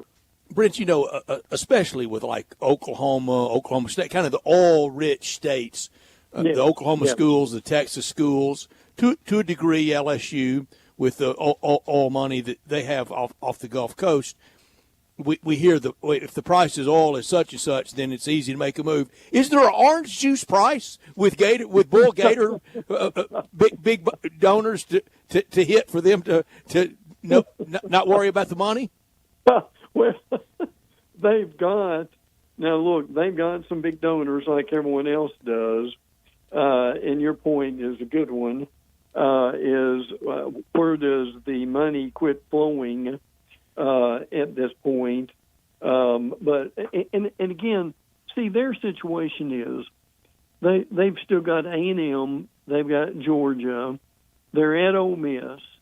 Tennessee is a rivalry game, as is Florida State. So, I mean, they could bow up and they could win the majority of those games, or they could win 2 games the rest of the year and really struggle. And guys, in a nutshell, that's kind of what people have been dealing with this coaching staff and the frustrations I have with them. Mm-hmm. That's a really good point. On the other side, Texas now out of the AP top 25, which is hard to envision, especially if you go back to all the hype before the season. But Steve Sarkisian going out there saying, I'd like to see how everybody else would do if they had to play Ohio State and just Florida. Fine, Coach. South Florida did fine. Yeah. Well, look, the reality of this, and a lot of this comes to Arch, and when you're the quarterback, you get the praise and you also get the criticism. But the thing that I understand is Arch is a lot more comfortable, and Brett, you can help me with this. Arch is a lot more comfortable rolling out instead of being a pure drop back passer. And the problem is he is doing way too much drop back passing, and they're not really utilizing his skills. But the reality that you've got here too is you've got an offensive line that has struggled. They're not running the ball the way they need to be able to run the ball. I think the defense has been okay. But, and again, you still got at Mississippi State, you've got a huge game later on with Georgia. And, I mean, you guys know what. And 2 rival games at the end, Arkansas and A&M. That's Super Bowls for both. And there's no question about that. So the question is, with the losses that they've already got, I mean, could they be 7-5 or 8-4 at the end of the year, even with all this talent they've got? Brent, I'm not being. I promise you, I'm not, because I love the bowls. I'm not being ugly to any bowl, and I don't want to call a bunch of names, but we know how the bowl caste system, how it works. If you win 6 or 7, there's 2 or 3 bowls you slide into. If you win 7 to 8, those. The idea of Texas in any of those with all this summertime hype, that they should go to those bowl. They should go to whatever bowl that is, humiliated. Yeah. Oh, yeah. Look, that is a. I mean, and to agree with what you said, I'm not going to call any names of bowls, but man, oh man, imagine them with all that hype that they have got Now, that bowl's going to love having, but that's almost the perfect example of what Texas, what it really is about. You're going to be getting Texas in your bowl game, Bevo and the drum and the songs and the chants and the hook 'em, but it's not that much to it. No. And guys, here's the reality: if Texas is not involved in the playoffs, I mean, are their players going to be like what we have seen from other schools over the last 2 or 3 years? These guys are just going to refuse to play and go and maybe get ready for the NFL or go somewhere else or something like that. I mean, the myth of Texas as a superpower, we've got to get beyond it. Yes, okay, the Vince Young game, I know that. That's it over the last 54 years, 55 years. True, and people know. Brent, the problem is people don't want to admit that, but that is precisely what's going on. And he still hadn't won a Heisman Trophy. Landon, has that person called me back and offered up an apology? No, I've got nothing. I'm still big enough that I'll take it. You are the bigger man. Almost a year, isn't it? It's been a while. Yeah. I'll still accept the apology. Anytime, yeah. Yes, you're a bigger person, Brett, than a lot of people out there. Brent, you mentioned Mississippi State still on a lot of team schedules, and you look at the Mississippi State team, 4-2. They're a team that could trip you up. You look at that final score, Texas A&M 31-9 against Mississippi State, but a little misleading there. Texas A&M scores 17 points in the fourth quarter. Most of their points, only 7 points in the first half, up until probably halfway, a little later than halfway through the third quarter. This was a 7-3 game, and then Texas A&M jumped out to that massive lead. What did you see in that game between Texas A&M and Mississippi State? Well, I mean, look, I saw a lot of fight in Mississippi State. Blake Shapen is I think he's done a really good job. It's funny you said that because I watched that game the other day, and the same thought came to me was, guys, how misleading is this? Because they are fairly deep into the fourth quarter, and State actually had a chance if they had a better offensive line, if they had a better if they got a break, that they could have been in that game until the end. Now A&M on the other hand is playing well. I give them a lot of credit for what they have done. Frankly, I mean, Marcel Reed has been impressive. Guys, to me, Lavian Moss, the running back, is very undervalued. I really like Casey Concepcion and Marion Craver. They've got a defense that can cause all kinds of havoc. I'll tell you what, and I give State credit for staying in the game. Could we be seeing the best A&M team that we've seen in quite a while? We had Olin Buchanan on yesterday, and he's very excited, and he thinks that this team can really go places. And Olin doesn't overpromise and underdeliver. He's kind of the other way. He's a show me guy, like everybody really should be in sports. And we've had 1 month of the season and 1 weekend of October to show us. Now, for State, great start, but get me to 2 more wins. Where do you get those 2 more wins for them to be bowl eligible? And they could go to some of those bowls that Texas would sneer at, State would go at, and go and be very proud of it and should be. There's absolutely no question about that. And they would but look, again, I mean, Brett's right. When you look at the schedule from here on out, I mean, particularly when you're going to, they've been A&M, they've got Florida coming up after a week off, then they've got Texas and Arkansas, Georgia, Missouri, and Ole Miss. That's just brutal to say the least. But then I mean, guys, you go to A&M, at Arkansas, at LSU, and at Missouri in a row. Yeah. So, look, how people can gripe about the SEC and their scheduling right now is beyond me. Yeah, it's a really good point. We're talking to Brent Beard. He joins us every Tuesday from First Coast News down in Jacksonville to talk college football. Going back to the state of Florida, Miami, another win for them, this time over Florida State. It's been fun to see all the graphics they're posting of state champions after all the wins against Florida teams that they have this season. How good is this Miami team? How far can you see this Miami team going? Well, you know what? I know they've got different personnel, but I will say this, because we all here in the state of Florida, we got very excited last year about this football team.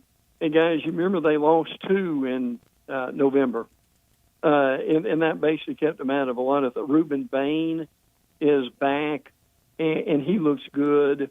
Carson Beck, so far, I think he is.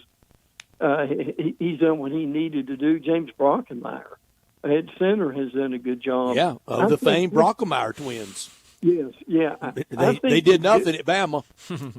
Yeah, no, absolutely not. But I'll say this: Brett Norworthy taught me years ago.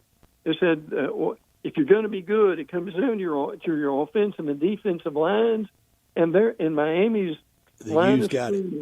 This year is right, Brett. Miami's line of scrimmage this year is very much better than they were last year. There were moments watching that game that, especially the defense line, O-line good, and great catch of you of Brockenmeyer at center. I don't think anybody coming out of high school had him as a college center, but he's doing it. But that defensive line. Man, it was whipping FSU, and we know what FSU did to mighty Bama. Yeah. Oh yeah, absolutely. Now again, the issue here is after Florida State, now they've got a tough game with the Louisville, and they may have some issue with that with SMU, and they end the season. They've got a home game with NC State, and then they go to Pitt. Look, I'm not ready to say this, but could you see guys them running the table with the schedule they've got left as a possibility?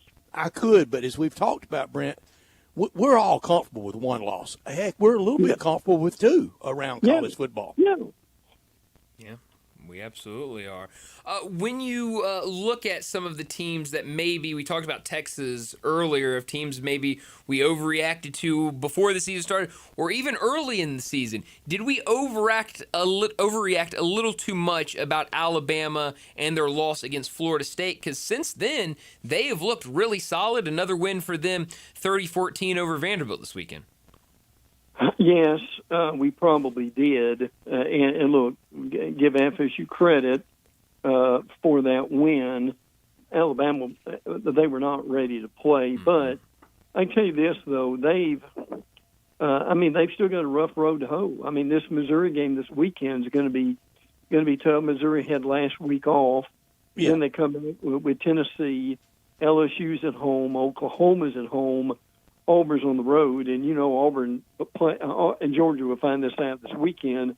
Auburn's a different team at home than they were on the road. But I give this Bama team credit. I mean, they're growing up, but the reality is, really think Ty Simpson's done a nice job. It was big to get Jim Miller back. Their offensive line is growing. I think it's getting better. Yes. A lot of their season is going to be determined by their defense. And if the defense can do a better job in containing the run, that will make a major difference with them. But they've got a crucial October to go. The Bama offensive line passes the eye test. I mean, it looks like players. It's beautiful, but it hadn't played well. I'm looking at in the SEC. 1 through 16 in rushing offenses, Florida 13th, Bama 14th, LSU 15th, and South Carolina 16th. The idea of Florida, Bama, and LSU in the teens in rushing is hard to believe. Just staggering, isn't it? Just staggering. But I'll say this: Now, Brett and I grew up with this, and that if you run for 200 yards, you're going to win the game without even hardly breaking a sweat. But the problem is, guys, we have changed. Look, I know things remain the same to some degree, but we have changed to where you can run for 200, even 225, and lose a game in this day and age. Brent, I don't know about you. I don't know if I ever believed we'd see that. I'd still take my chances, though. Yeah. Oh, yeah. Your chances are much better because you're running the clock and so forth. But we're seeing more of that now than we've ever seen, I think, in our lifetime. Yeah. Mizzou rushing for 292 a game. Yeah. Number one in the league. Arkansas second. Tell me why Arkansas quit running the ball against Memphis, Brian. You were sitting there. Thank you, Bobby right Petrino. Up front. Yeah, I have no answers for it. It was mind-blowing. And I don't have any answers for it either. And they've gone through a coaching change, obviously, because of that. But I agree with that entirely. And when you can run the ball the way they can, I don't know why you would do almost anything else. Look, I like Taylor Green. I think he's done a nice job. But look, for them to shorten the game and shorten the clock would be the best thing they could do. Brent, real quick before we get out, Bill Belichick, how and when does it end at North Carolina? Do they sit down at the end of the year and say, look, guys, this was a good idea, but in the beginning, but it really hasn't worked out. Do you go on, or do they take this angle to it of, well, it's your first year, you'll get better players maybe, and hopefully we can start winning more next year. But I tell you guys, both of you saw the same thing I did. They really weren't even competitive against Clemson, were they? Boy, and these stories coming out now, boy, it's some hatchet jobs being done against them. I said last thing, one more, and I'm sorry we're at the end of the segment. Brent, it sure deserves more time, but somebody we know very well, both of us know, and a lot of people in Memphis know very well, Mark Womack, longtime SEC associate commissioner. He passed away today at 70, and I was afraid this summer in Atlanta. And I asked another friend of ours in the administration, I said, where's Mark Womack? And they just nicely said, dealing with some health stuff, and kind of shut me down like it wasn't good, and it wasn't. He passed away at 70 out at Alabama. There was a time, Brent, I would have guaranteed Mark Womack or Ozzie Newsome would have been AD at Alabama. Neither did, but Mark loved the capstone, and he loved the SEC, and he was good to Memphis. He was part of, in 94 and 97, bringing the basketball tournament here. I'm really grieved to hear that. Thought a lot of him. And listen, he was one of these. Brent, can we say he was one of the? I'm not going to say he was behind the scenes because that's not correct. But he was a guy that did he ever get the credit that he did? He didn't want it. He didn't want it. He wasn't jumping in the team picture, and a lot of the TV deals. A lot of people get credit for the championship game, and a lot of people deserve it. But Mark was right in there with the creation of it when we went to divisions and all the bowl arrangements and the CBS deal that took the league to another level. And I thought he was going to be rewarded someday with the AD job at Bama, but he didn't really go for that hard. Yeah, I didn't quite understand that either. I mean, he may have just decided, Brent, that he was a lifer where he was, and that he wanted to do some stuff behind the scenes and be happy. And he loved media day, and he started with the league when it was still the Skywriters tour.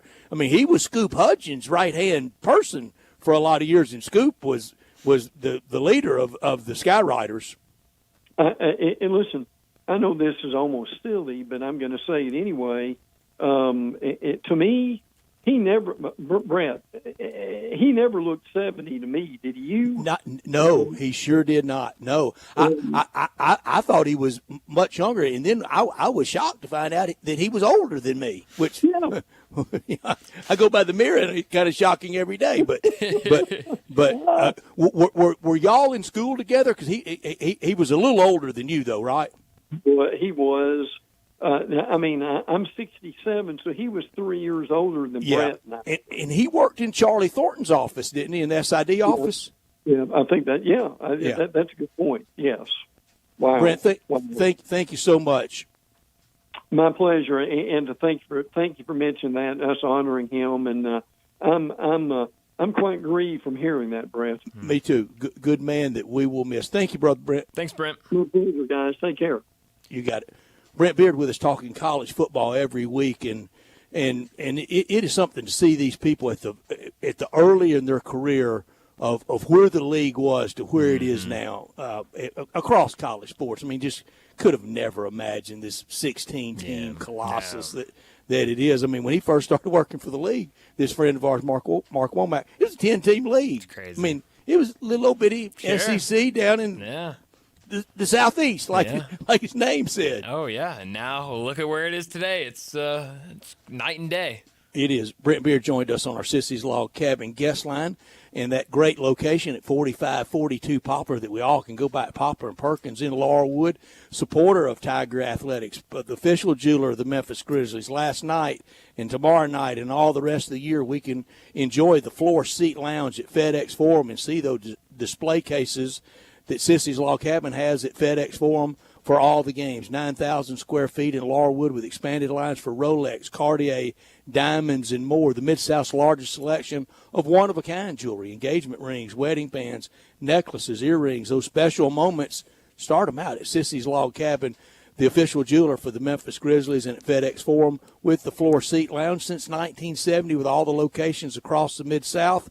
Unsurpassed value, exceptional service, expansive selection, and an extraordinary shopping experience because life's too short for ordinary jewelry. Well, let's get to another break, and when we return, another weekend in the NFL has come to an end, so we have reactions to it, overreactions, and proper reactions from the NFL weekend. That comes your way next.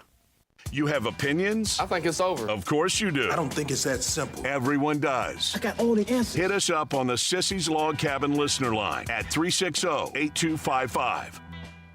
Memphis is a love song to soul and style. With the full suite of sought-after designers, brilliant natural diamonds, an elegant bar, luxury VIP lounge, and more, a trip to our store is an experience like no other. Just like the city we love. Stop by any of our stores or visit sissyslogcabin.com and experience Sissy's for yourself. Memphis is our home, and we're your jeweler. Sissy's Log Cabin, because life's too short for ordinary jewelry. Moving is stressful, but Black Tie Moving can take the worry out of the process. Whether you're moving across town or across country, moving your home or your office, your personal moving concierge from Black Tie Moving will work with you to design a plan that perfectly fits your budget and needs. And they're available 24/7 to answer any questions you have. Give Black Tie Moving a call at 901-316-6196 or go to blacktiemoving.com/Memphis to get your personal, no-obligation quote from the moving experts at Black Tie Moving. Here's what sets NST Law apart. They don't just work in Memphis, they ride for Memphis. From school fundraisers to courtroom battles, they show up where it matters. And when someone in this city gets hurt, NST goes toe-to-toe with insurance giants. No fear, no favors. It's not just the law to them, it's loyalty. And if you ever need backup after a crash, NST's got your back. NST is the way to go. Call 683-7000 or check out nstlaw.com. This traffic report brought to you by Salt Sports Bar and Bistro, 3101 South Mendenhall Road, where great food meets the big game. Sports 56 traffic. Good afternoon. Finishing up the paperwork on this wreck going outbound on Billmore Parkway out there at Kirby. It's really heavy already out in that area, pushing on out towards Collierville.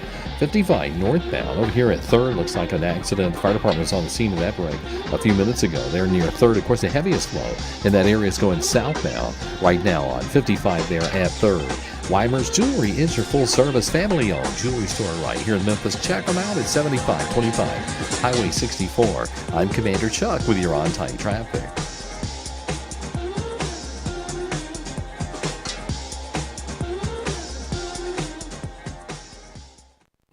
Now back to Sports Time on Sports 56 and 98.5 FM. This hour brought to you by Landers Ford in Collierville. Here once again are Brett Norsworthy and Bryant Dacus. Welcome back into Sports Time. Bryant and Brett with you, and we got to talk some NFL. Another week is wrapped up in the NFL. It was wrapped up last night with the Jaguars getting a big win over the Chiefs. But we got reactions from the NFL, overreactions, and some proper reactions. Brett, do you wanna start us off? Proper reaction for me. Okay. Detroit's the best NFC team. I think that's I think it's fair. Bad as opening game was. Yeah, no, I mean, opening day feels like ancient history at this point. I mean, it really does. Like Alabama in college. That's a good point. No, they've certainly looked unstoppable since that first game. I like that. Are you going to go through all yours, or are we going to go one to the other? I will go through all mine. Dolphins are hopeless. Proper reaction. Can't be helped. Bad owner. I think you're right. Bad coach. Bad everything. Bad dynamic. Proper reaction. I love that. You could say the same for the Jets. Yeah, I think you could say the same for the Jets. Baker Mayfield, to this point, is league MVP. I agree. I like that. And he may not be Tom TB12, but New England's got him a quarterback in Drake May. Yeah. There's never going to be a TB12. No. So don't be waiting around for him. Definitely not. Wow. So I have 3 proper reactions from the weekend, but 2 of my 3 are pretty much the same thing or very similar to what you had. Yes. So confirmation on your proper we did reactions. This independent. We absolutely did it independently. So I'll start with mine, the one that is not similar to any that you said. After watching the game last night, Jacksonville Jaguars, forget about your current uniforms. Let's bring back that look. Let's bring back those uniforms, that logo. I mean, it is phenomenal. It's just, let's go back to that. It worked in the beginning. NFL marketing, what's the right name for it? They did exhaustive, polling and things on both the Panthers, on names, and on the look. They got it right 35 years ago. Stick with it. They did, and for whatever reason, they wanted to get away from it. But last night, seeing those uniforms again, seeing that logo again, oh man, I was like, I could watch this every single week again. They did the same just a few years later. I thought they nailed it with Titans as the name and the original logo stuff in Nashville. Yeah, I love that logo. Yeah, and that was all really test marketed. I mean, that wasn't just a fan poll. No, yeah, it would say it was good. The Titans were really close to being the Tennessee Stars off of like the state map. Yeah, interesting. Yeah, I think I like Titans a lot more. Yeah, we made the right move there. Yeah, except that's what they say if there's ever an expansion Major League Baseball team, that's one of the names that they're considering. They do. Is that right? The Nashville Stars. Nashville Stars. Right. Yeah. My second proper reaction: Baker Mayfield is absolutely an MVP candidate right now. What he has been doing for this Tampa Bay team has been remarkable to watch. He did it again over the weekend. That gunslinger mentality, never scared to take that big shot downfield. And when you got Egbuka down there, that has been phenomenal as a rookie. He makes it a little bit easier for Baker Mayfield. And then my final proper reaction from the NFL: Mike Vrabel is absolutely going to make New England successful again, and it's just every time I watch him coach and his teams play, I wonder why in the world the Tennessee Titans decided to move on from him, because he is a great coach. Tragic run of mistakes. It's just hard to believe, really. But I guess it'll still be a few more years before we fully recover. If we ever fully recover. If you ever fully recover, that's right. Well, I suppose it's time for my normal reactions. Surprisingly, I did not share much with either of you two, but I have 3 normal reactions so far for the NFL season. My first one is that Mac Jones will do just fine with Christian McCaffrey in San Francisco. Wait a second. I've got that as one of my overreactions. Well, here's where I'm saying this is a Mac Jones will be starting quarterback at playoff time, even with a healthy Brock star. Well, I believe I was telling you, Bryant, that it almost seems that whoever the backup QB is in San Francisco, like that's the position to be because Mac Jones was the backup. Right. Now he's doing great. Yeah. Maybe Brock Purdy be the backup and comes back in and does great then. Yeah. But was Garoppolo backup at one time? He and got to a Super Bowl as their quarterback. I don't know. I think Garoppolo was the starter. Certainly was in a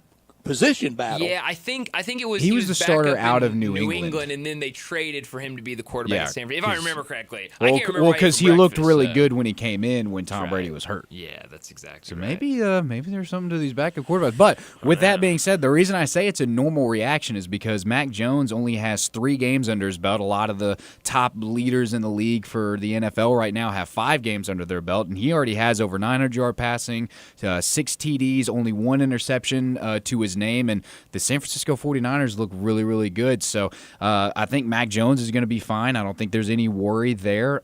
Where there is a lot of worry, though, because of injuries and whatnot, is my second normal reaction, and that is the injuries for this Ravens team are a major issue. We're clearly seeing it impact this team. We're clearly seeing them falter right now. I mean, I don't think any of us predicted that they would be 1-4 at this moment in time. But I have that as an overreaction. And blame game.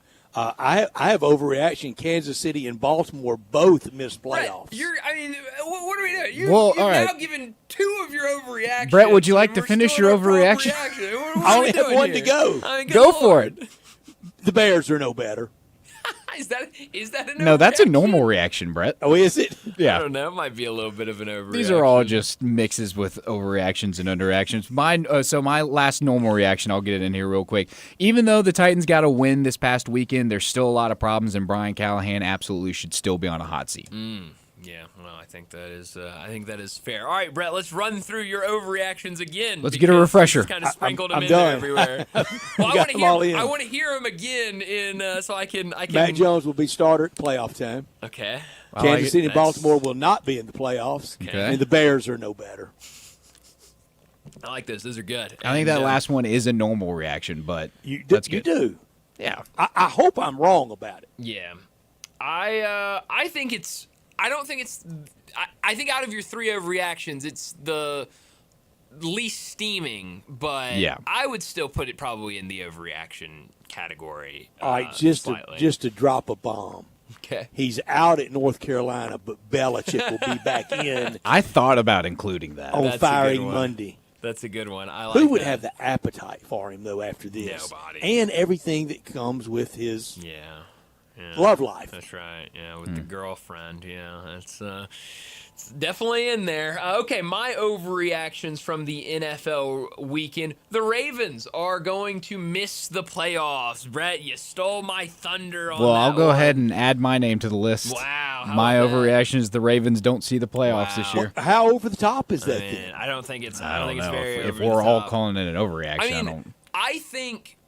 I'm sorry to interrupt. We have major breaking news. Okay. In the first hockey game of the year, 1-1 in the first period. Well, thank you for keeping us live and late now breaking. there's an overreaction. I think that is a proper reaction because I'm watching it. It is in fact 1-1. But I think I put it as an overreaction because it's still Lamar Jackson. When Lamar Jackson's in there, this team has shown that they are one of the best offenses in the entire league. But he doesn't play defense. That's exactly right. That defense is something that you cannot get over. And this is not on Lamar Jackson. No, absolutely But he not. will have the millstone over it. But when you're an NFL team that is allowing 35 points per game, that's That's troubling. And no matter what way you look at it, anything like that, it is very troubling. Very quickly, my other overreactions. Geno Smith will break George Blanda's record for most interceptions thrown in a season. That is set at 42. Brett, how about Blanda did that? I didn't know that. George Blanda, 42. He's the only quarterback to ever He was probably 42 break when he did it.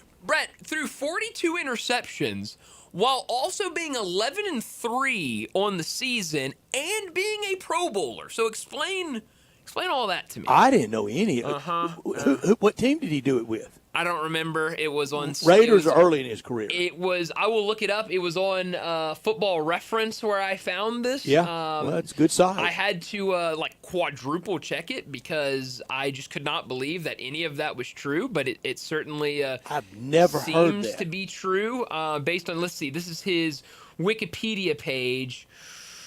George Blanda.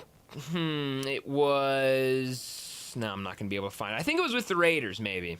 I thought maybe early in his career because he got better with time, and it was a lot of time. Well, it was a lot of time. He played forever and a day. So I'll have to figure out which team it was with. But I think that Geno Smith could break that. He has 9 right now through 5 games this season. My final one: the Eagles. They are not going to win this division. This Eagles team is not as good as people tell you they are. They're winning all these games very closely. They have the worst 3-and-out percentage in the entire league.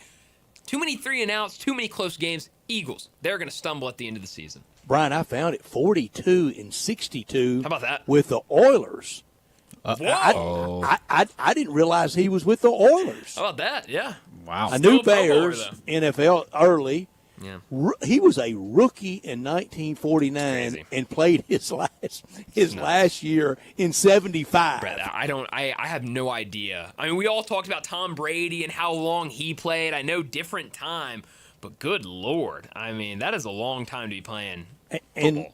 And a really good kicker. Oh, yeah. No, that was the thing. Capable quarterback at a lot of times in his career. This hour brought to you every day by Landers Ford in Collierville, the #1 Ford dealership in our area, in the Mid-South. Landers Ford, your trusted destination for a vehicle that fits any lifestyle and any price point. They have something you can be driving tomorrow. Seamless shopping experience from vehicle choice to financing and service with that quality staff.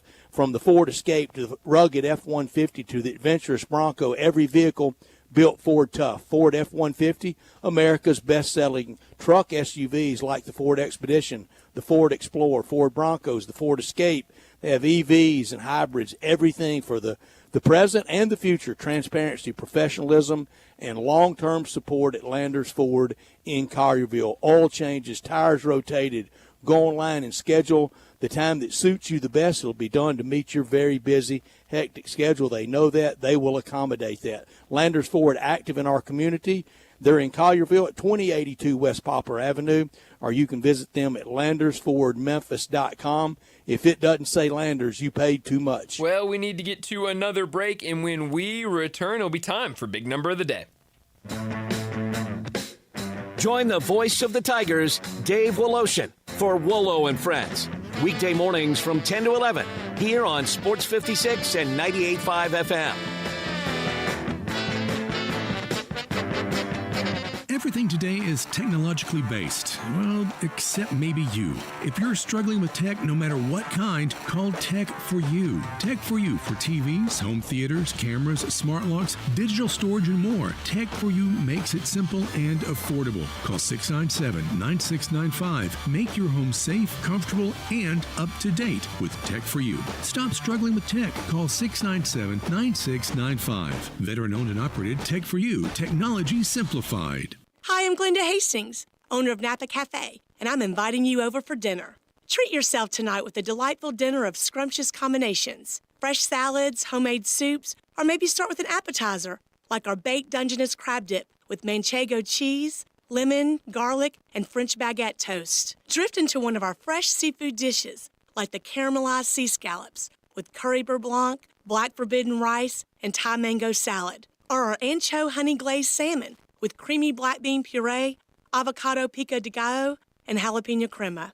Maybe you're looking for something cozy and comforting, like our Duroc pork chop with apple brandy demi-glaze and blue cheese bacon mashed potatoes. We have something for everyone. Napa Cafe, open Wednesday through Saturday for dinner starting at 5 o'clock. For reservations, visit our website at napacafe.com. Come join us. I'd sure love to see you. Congratulations to Napa Cafe, celebrating 27 years of great food and service for you. Napa Cafe.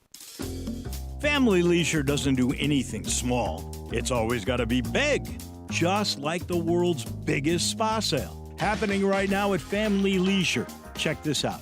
You can get spas starting under $3,000. Spas and even swim spas, they're up to 30% off. Floor model spas have even bigger special prices. Cold plunges are all the trend right now. Take the plunge starting under $5,000. You see a patio furniture set you like? You could get a free umbrella with it. Ask an associate for details. Plus, swimming pools are clearance price now through the end of October. Get yours before the prices increase. That is with any big sale. Special financing, it's available. The only thing small during the world's biggest spa sale at Family Leisure are the prices. Family Leisure, Whitten Road at I-40, where family and fun come together. Makita knows that pros never settle, and neither do we. With Makita, you get tools that perform at the highest level on every job without compromise. Makita is for the most detailed pros, expertly engineered to deliver precision, job after job. When your work calls for the best, call on Makita. Makita, built to be the best.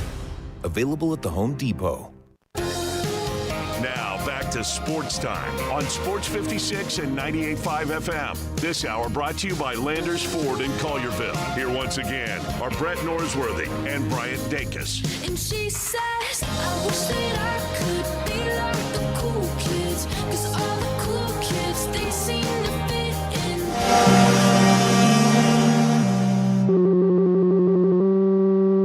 Big Daddy. Hello, Big Brand. It's a guy, he wants to be big, then he gets big, he doesn't want to be big anymore, then he gets small, but the suit's too big. Big Daddy. The big boy. You're a big guy. I think she's trying to pull a fast one on Big Daddy. The big number of the day. Brett, my big number is the number 31. Later tonight, I feel pretty confident that we would at least see one game today of the baseball postseason action as the Blue Jays and the Yankees, I believe everything is fine up there in New York, and we will see that. We still don't know about Mariners and Tigers, a start time. We're rolling. No, Mariners.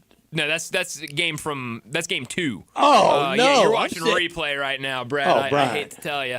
Oh, you've been taking it in pitch by pitch. What an old man moment. Oh, jeez. Oh, Brad, I hate to be the bearer of bad news. You were watching a replay. Oh, You've been watching a replay for 2025, and I'm watching replay. Like 30 Where's minutes. Channel you've 10 been watching. and the Tiger games at 10:30? I'm gonna roll this back. What inning? Yeah, you just watched the entire first inning of a game that happened Saturday or Sunday. Like, I don't even know when this game happened. That's a gigantic miss, isn't it? It's game 2. Yeah, no, that's bad, Brad. Sorry. That's something. But hey, at least Man, that's one of those time to go home moments. Well, we got a whole nother hour, Brett. I hate to no, tell you. Well, go home and stay home. That's I don't want to have an input on that. But no, we will see some live baseball today, Brett. It might not be in Detroit, but it will be in New York, and that's where my big number comes today because Toronto is in complete control of this series, up 2-0 right now. I mentioned it earlier. They're outscoring the Yankees 23-8.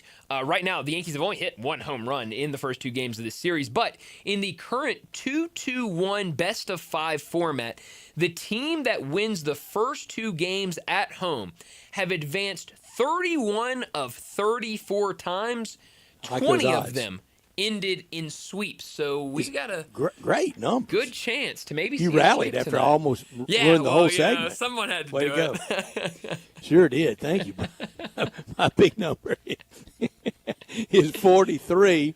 Billy Napier is 21-22. That's 43 games. I do know that in his tenure at Florida. It's never been anything consistent. 21-22 says only consistency is kind of being, very mid, and he's been that. It feels like it's very Billy Napier to win at College Station this week.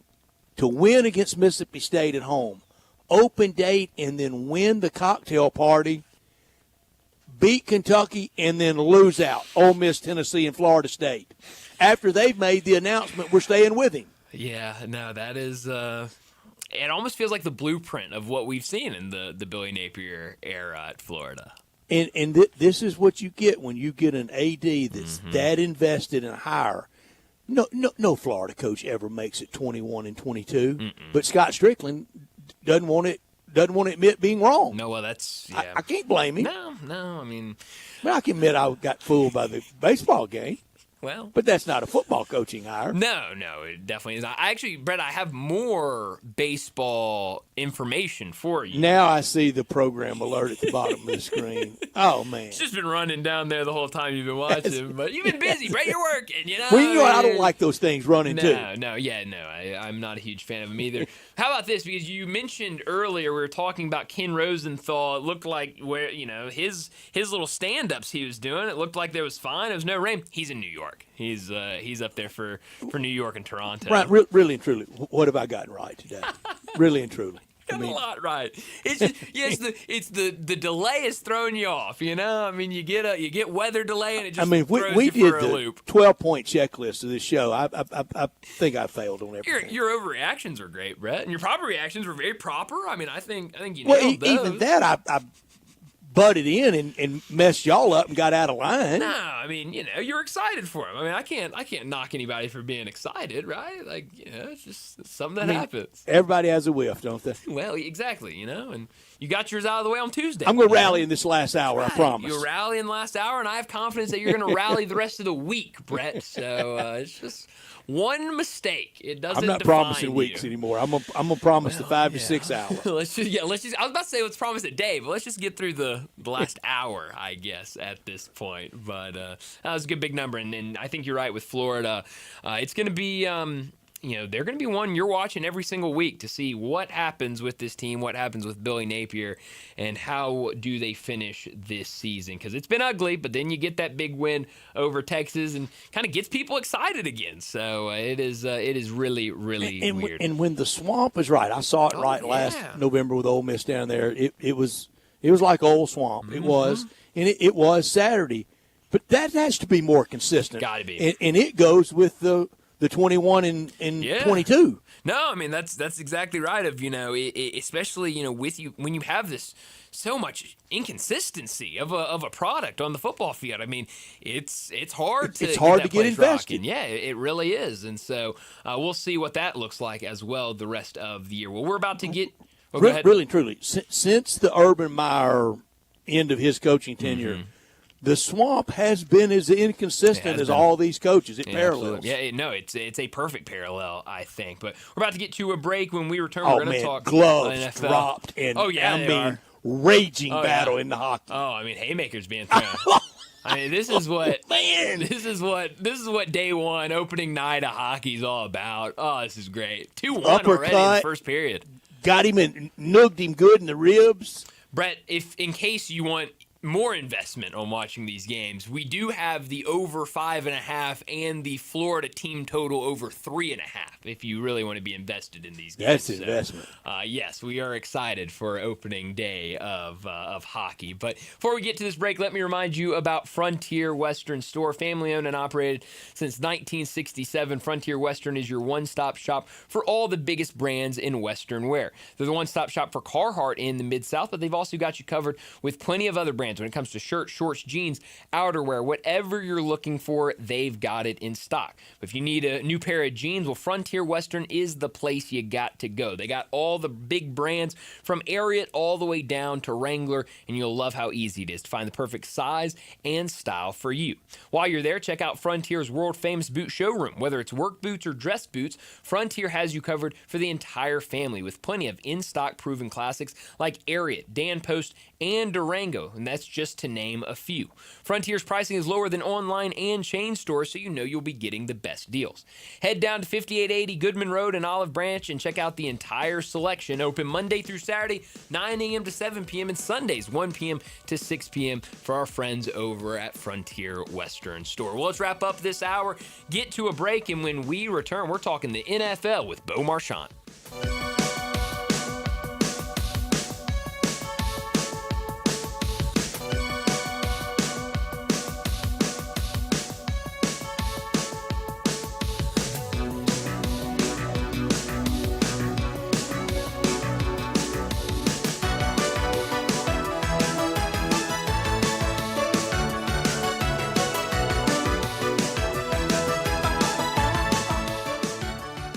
Tito's Handmade Vodka is America's favorite vodka for a reason. From the first legal distillery in Texas, Tito's is 6 times distilled till it's just right and naturally gluten-free, making it a high-quality spirit that mixes with just about everything. From the smoothest martinis to the best Bloody Marys, beyond the bottle, Tito's has gained a reputation for giving back, teaming up with nonprofits around the world to serve its communities and do good for dogs. Make your next cocktail with Tito's and learn more at Tito'sVodka.com. 40% alcohol by volume, namely 80 proof, crafted to be savored responsibly. If you're a homeowner, you know it took years of saving, planning, and hard work to get in the door. Then make that house a home, right? Now, all that effort has built something hugely valuable. Equity. It's the portion of your home you truly own that you can tap into to fund what's next in your life. And Rocket Mortgage is here to help you turn your home's equity into cash. So fund your next dream with Rocket Mortgage. Go to rocketmortgage.com to find out more. Rocket Mortgage, LLC, Equal Housing Lender, licensed in all 50 states. NMLS-ConsumerAccess.org, number 3030. Hi, this is Greg Gaston with Sports 56 Radio. I'm sure you've heard the name NST Law. They've been a trusted name in Memphis for as long as I can remember. And to back that claim up, my family has hired NST Law both times we've been involved in an accident. NST has been standing up for folks in Memphis and the Mid-South community for 3.5 decades. They've won billions for people. That's with a B. And that's real numbers for real families like mine. If you've been hurt and it wasn't your fault, NST knows exactly how to fight back. If the insurance company offers you a check fast, hold up. Call NST first and make sure it's fair. You may not need a lawyer today, but if someone you love gets hurt in Memphis, tell them to call NST. They've helped generations of families in Memphis, and they'll treat yours like their own. You know the jingle. NST is the way to go. Call 683-7000. That's 683-7000. Or visit nstlaw.com. Drivers who switch and save with Progressive could save hundreds. With that kind of money, you could go big time. The next time you're out to dinner with friends, you can order the shrimp cocktail for the table. And maybe you'll realize it only comes with 4 shrimp after you've already given away 3, but that one shrimp will be so good. And if you switch and save hundreds, you could get shrimp all the time. Switch to Progressive and you could save big time. For shrimp. Progressive Casualty Insurance Company and affiliates, not available in all states. Potential savings will vary. This traffic report is brought to you by Millington Weight Loss. For more information, call 901-436-0272. Sports 56 traffic. Good afternoon. It's running slow here with a little bit of rubbernecking delays on 40 eastbound and Highway 64. All that traffic making its way out towards Fayette County in that area right now as it is. It's still busy. 240 getting on to 385 Boulevard Parkway going outbound. Zips Car Wash, that's where I go. And so should you. Get upgraded shine and protection at your local Zips Car Wash. Check out zipscarwash.com for a location near you. I'm Commander Chuck with your on-time traffic.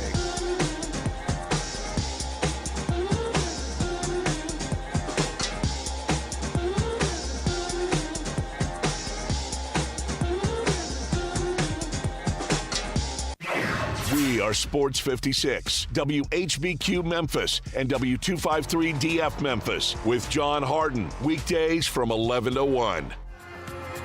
Now, back to Sports Time on Sports 56 and 98.5 FM. This hour brought to you by Jaguar Land Rover Bluff City. Here once again are Brett Norsworthy and Bryant Dacus.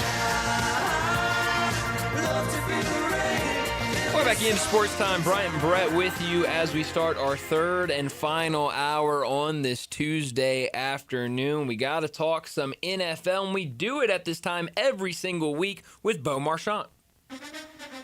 National Football League talk every Tuesday with Bo Marchant, covering the NFL Draft at collegetopro.com and the NFL Draft Bible, covering the Steelers for Sports Illustrated, living and running in Eastern Ohio, and on Twitter X at Bo Marchant. Here's Bo with Bryant and Brett. Bo Marchant joins us now to talk the NFL, and so much to get to this afternoon. But let's start with last night. Bo, are the Jacksonville Jaguars a playoff team? I think they have to be. I mean, you look at their record, it's hard to imagine them falling that far apart at 4-1. I know the Colts are 4-1, but, below them, I don't think the Titans are going to get, make it a race. And then I think when you just look at the rest of the AFC, we don't know what's going to happen with Baltimore. You could say the Jets and the Dolphins are out, and so I think they're a legitimate team. And last night, they won the game against a good football team. And when you're playing the Chiefs on prime time, and we've come accustomed to noticing that each time the Chiefs play, they're usually unbeatable. And the opening day, I think they were in Brazil, wherever they opened up the season. The Chargers got the best of them, and usually that doesn't happen. And then last night, the little things that usually would happen for the Chiefs that would create victory, those didn't happen. And credit the Jacksonville Jaguars and Liam Cohen. I mean, he's turned this team around, and the team has always been talented. They've just always been winless. But Cohen's got this team believing. He's doing the right things. He's pushing the right buttons, and I thought it was a commendable victory by the Jaguars last night, a deserving victory against a very, very good football team in the Chiefs. Yeah, it was that, and coming back from 14-0 when most everybody in defeat, though, it's not like it's a new thing I figured out last night.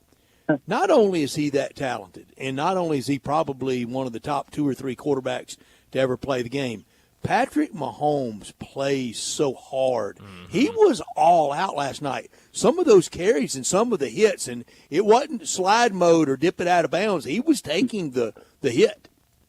Yeah, I'm glad you brought that up because I personally, and I think Aaron Rodgers was that guy a couple years ago in Green Bay. I thought one of the last years for Deshaun Watson in Houston, the record wasn't good, but his play was superior. I think the same thing on Patrick Mahomes. I think he's playing at an incredible level. The things that he's doing to make the Chiefs relevant, I think, is beyond the charts. But we get caught up, in 4-1, 5-0 stats. What are your stats? I have 12 touchdowns. You have 6. You're no good. But I'm glad you brought that up because I think Mahomes, and we talk about MVP level. He's right up there, and there's a lot of guys deserving of it. But this is Patrick Mahomes truly, putting that team on his back, and he's carrying a lot of weight. And listen, they're 2-3.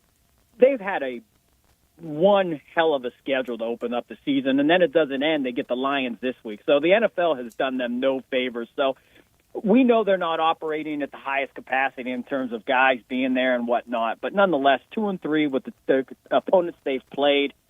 Who else would be, 4-1 with that particular, schedule? I think it'd be hard. I mean, you're either 3-2, 2-3, but nonetheless, I put it this way: I think the Chiefs will be there at the end. And if all these other AFC teams that we usually talk about, if the Ravens can turn it around, the Bills look like they're going to be pretty solid in a bad division at 4-1. But I don't think Josh Allen or Lamar Jackson or any of these teams are going to want to face the Chiefs, either at Arrowhead or on the road. The last team you want to face is the Chiefs. And this week you mentioned Lions in Kansas City. That will be on next Monday night with 2 games. No, that's not right. That's the following week. Lions in Kansas City this week. That game is on Sunday afternoon or Sunday night at 7:20 on NBC. And Detroit has had a good book on Kansas City the last few years. They do not fear them. No, and right now, if we were going 5 weeks into this season, I think Detroit Lions are winning the Super Bowl. If the season started or the Super Bowl was right now, playoffs started next week, I just think they're operating on all cylinders. I mean, and even over the weekend, I know they played a lousy Bengals team, but that score could have been more outrageous. I know that 34-27, but those were junk points by Browning, and to prove it, the trade, the Bengals make a trade for Flacco today. But I think that that offense, to think that they had a dismal opening performance, and I think they've scored more points in the first 5 weeks since like 1950 or whatnot. So they're operating. The defense is healthy.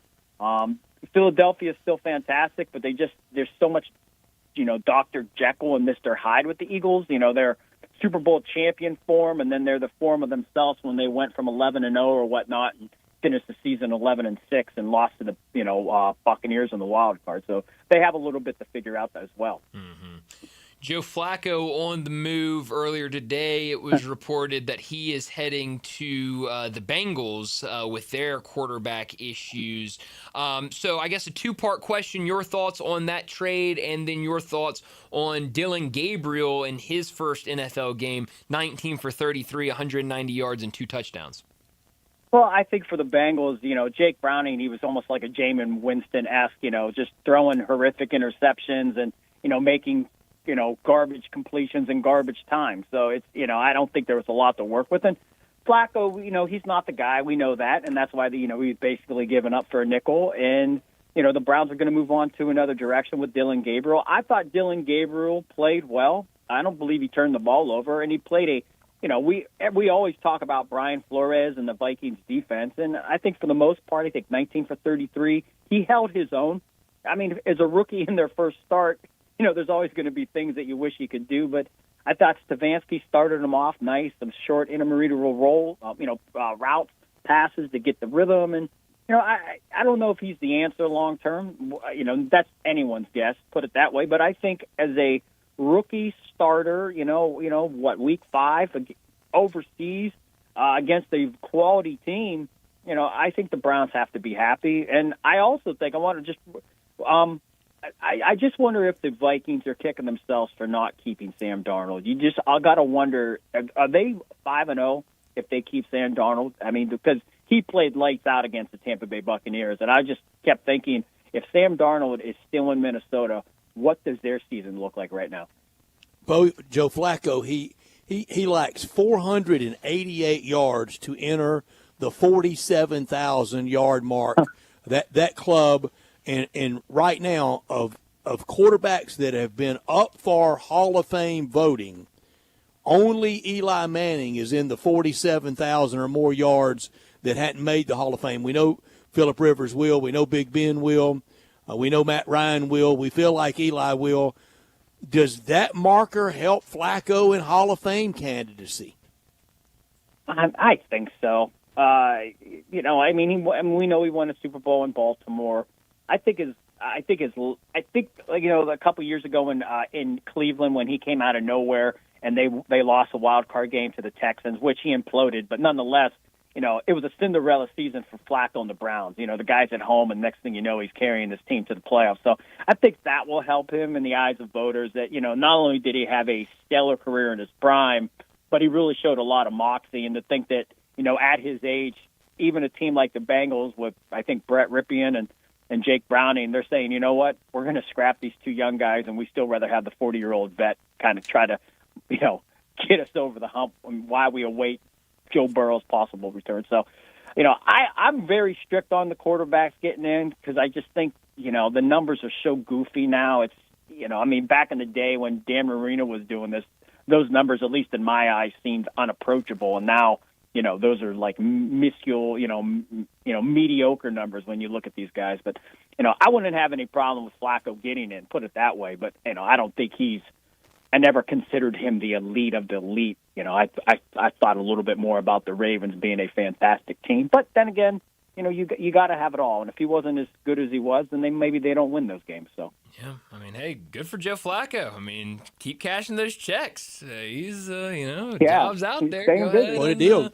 Cashes a game check on Tuesday morning and a Social Security check on Wednesday morning. What a life. What a life. We did a segment earlier where we did proper and overreactions to the NFL, and both Brett and I said that the Ravens will not be in the playoffs this season. It was an ugly one for the Ravens this past weekend at home against the Texans. Now, no Lamar Jackson out there, which completely understandable, but lost 44-10. The issue is not Lamar Jackson. He'll be back, and I have full confidence in him in this offense. The issue is this defense. They're allowing about 35 points per game throughout these first 5 weeks of the season. What are you seeing with this Ravens team, and how good can this team be if they cannot get stops on the defensive end? Yeah, I was looking at the Ravens stats earlier, and their 2000 Super Bowl team, their defense allowed 165 points for the regular season. The Ravens have already given up 177. Wow. So, yeah, think about that. Now, granted, we're talking about the stellar Ray Lewis, phenomenal defense that with that year, but nonetheless, 165 there at 177. I thought for sure, despite whoever they were playing this week, I thought the Ravens would show up, show out at home. This is a must game, and they were destroyed by the Houston Texans. Destroyed, and I 1-4. They're going to have a heck of a turnaround. Now, I don't want to write them off because, last year Miami was awful and they made a late stretch. The Bengals were awful. They made a run at the end. So if Jackson and the team can get healthy and figure something out, I'm not going to count them out. They're too good of a football team, but they are a bad club at the moment. And again, Harbaugh has his work cut out for him to, you go to 1-5 or 2-6, then it's over. Then you basically got to win out, and they're not going to do that. So, but I let's put it this way: I said all that. I will agree with you guys, though. I think at 1-4 and the way that they looked, it's totally plausible. But this team does not make the playoffs, and I had them picking, winning it on the AFC side. So, yeah, a lot of people did. And if they didn't have that, they had it in the AFC Championship game with that quarterback matchup of Baltimore and Buffalo. Bo Marchant, our guest every Tuesday, talking the National Football League. He's on our Sissy's Log Cabin guest line. And, Bo, the Steelers kicked three clear in the loss column of Baltimore. They got to feel great about that. Yeah, I just wrote a story the other day about it. I mean, to think that, if you told a Steelers fan by October 7th that they're going to be 3 games up on the Baltimore Ravens, then they would just say, okay, you're a lunatic. Let's put you in the house. So, it's a great start. And, even the Bengals 2-3, Flacco, I don't think people have much belief that that's going to turn it around. There's a lot of ugly there in Cincinnati. Cleveland's 1-4 with a rookie quarterback. And if he's benched and they have another quarterback that's a rookie.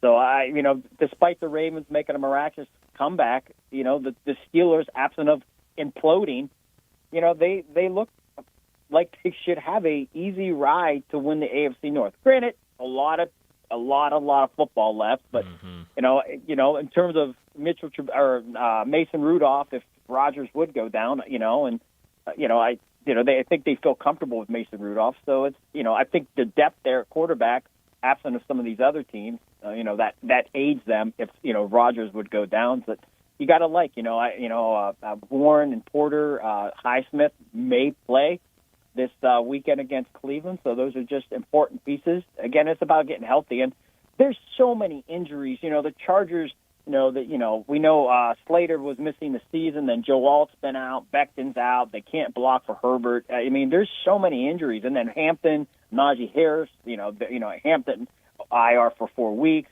Harris done for the season. It's just I've never noticed, or it just seems like there's so many significant injuries at the moment. And right now, I think one of the biggest keys is, and it always is, but just remaining healthy. If you can remain healthy, I think that's going to win you a few games the way this particular season's going after the first month of football. Mm-hmm. Bo, San Francisco, one of the bigger stories of the NFL weekend, what they did back on Thursday, not only covering but winning with all of the injuries they had over the LA Rams. And then the story got weirder into the weekend when we learned that before the game, Mac Jones saw a deceased body before the team went to the stadium. I don't know about you. I was more impressed by Mac Jones' performance once I learned that information of the story. And then you go into the weekend and that story was overshadowed by what happened with Mark Sanchez and the craziness of that whole story. It was a very weird weekend in the NFL away from the actual football field. Yeah, well, sidebar, I texted a lot of my Combine buddies, and I'm like, I'm so thankful that we've never done that on a late night in Indianapolis during the Combine. I'm thankful I don't want that you haven't done that, Bo.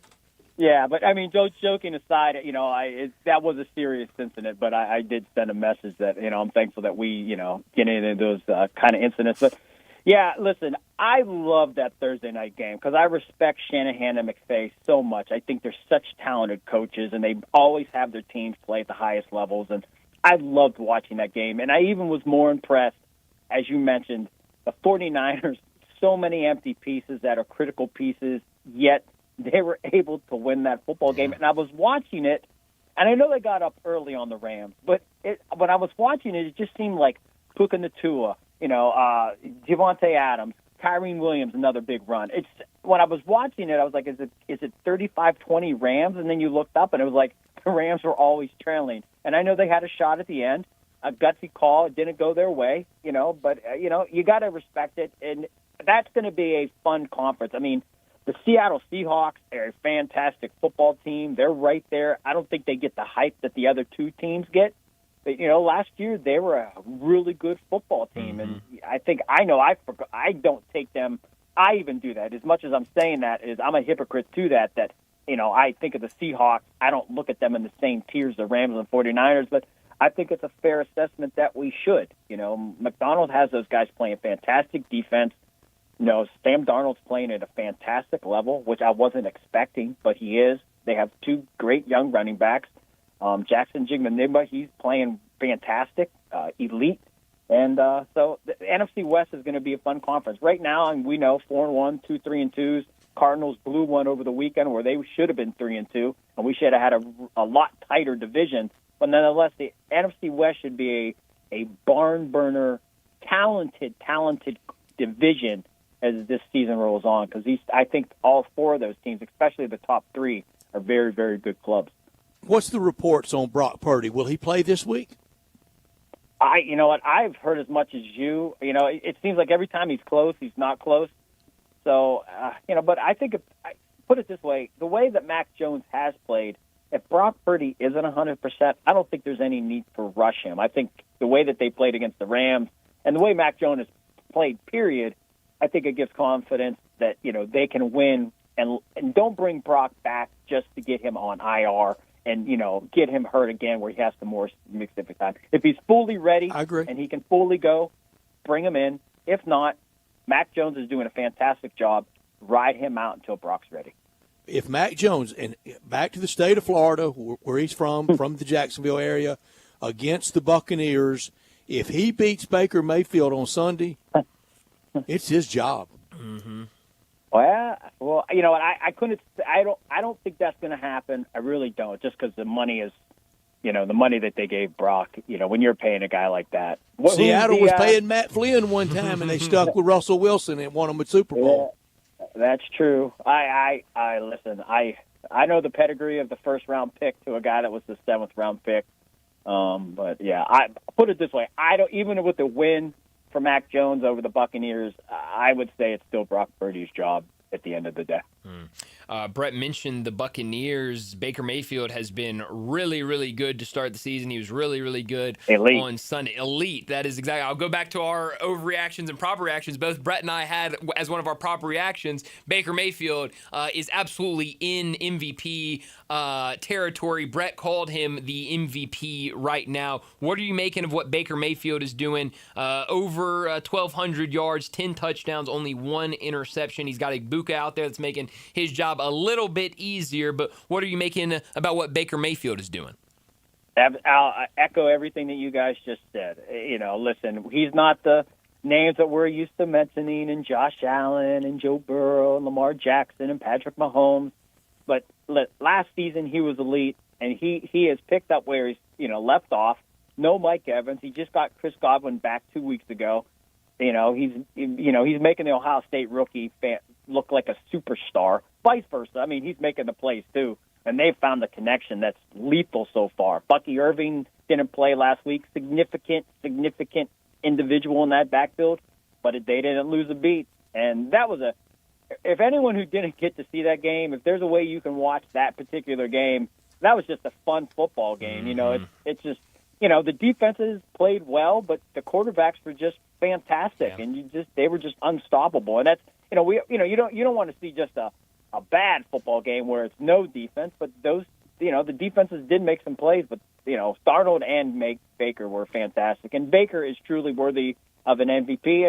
And Brian, I'll say this: your buddy Dak he's looking pretty darn good for not having CeeDee Lamb in there. Yeah, no, he's especially without CeeDee Lamb. He's looked good, and your old friend George Pickens, he's been playing well these last couple of weeks. Had one drop Sunday. Well, Brett, we try to think about the positives and not the negatives. I'm gonna do it when it comes to for the a Dallas 2-2-1 Cowboys. That's Let's right. be positive. I mean, a win, unofficial win over the Packers in my book. So they really? they're rolling right now. 2 wins in a row, back-to-back wins. Well, Bo, as always, thanks so much for joining us. Enjoy the rest of your week, and we'll do it again next Tuesday.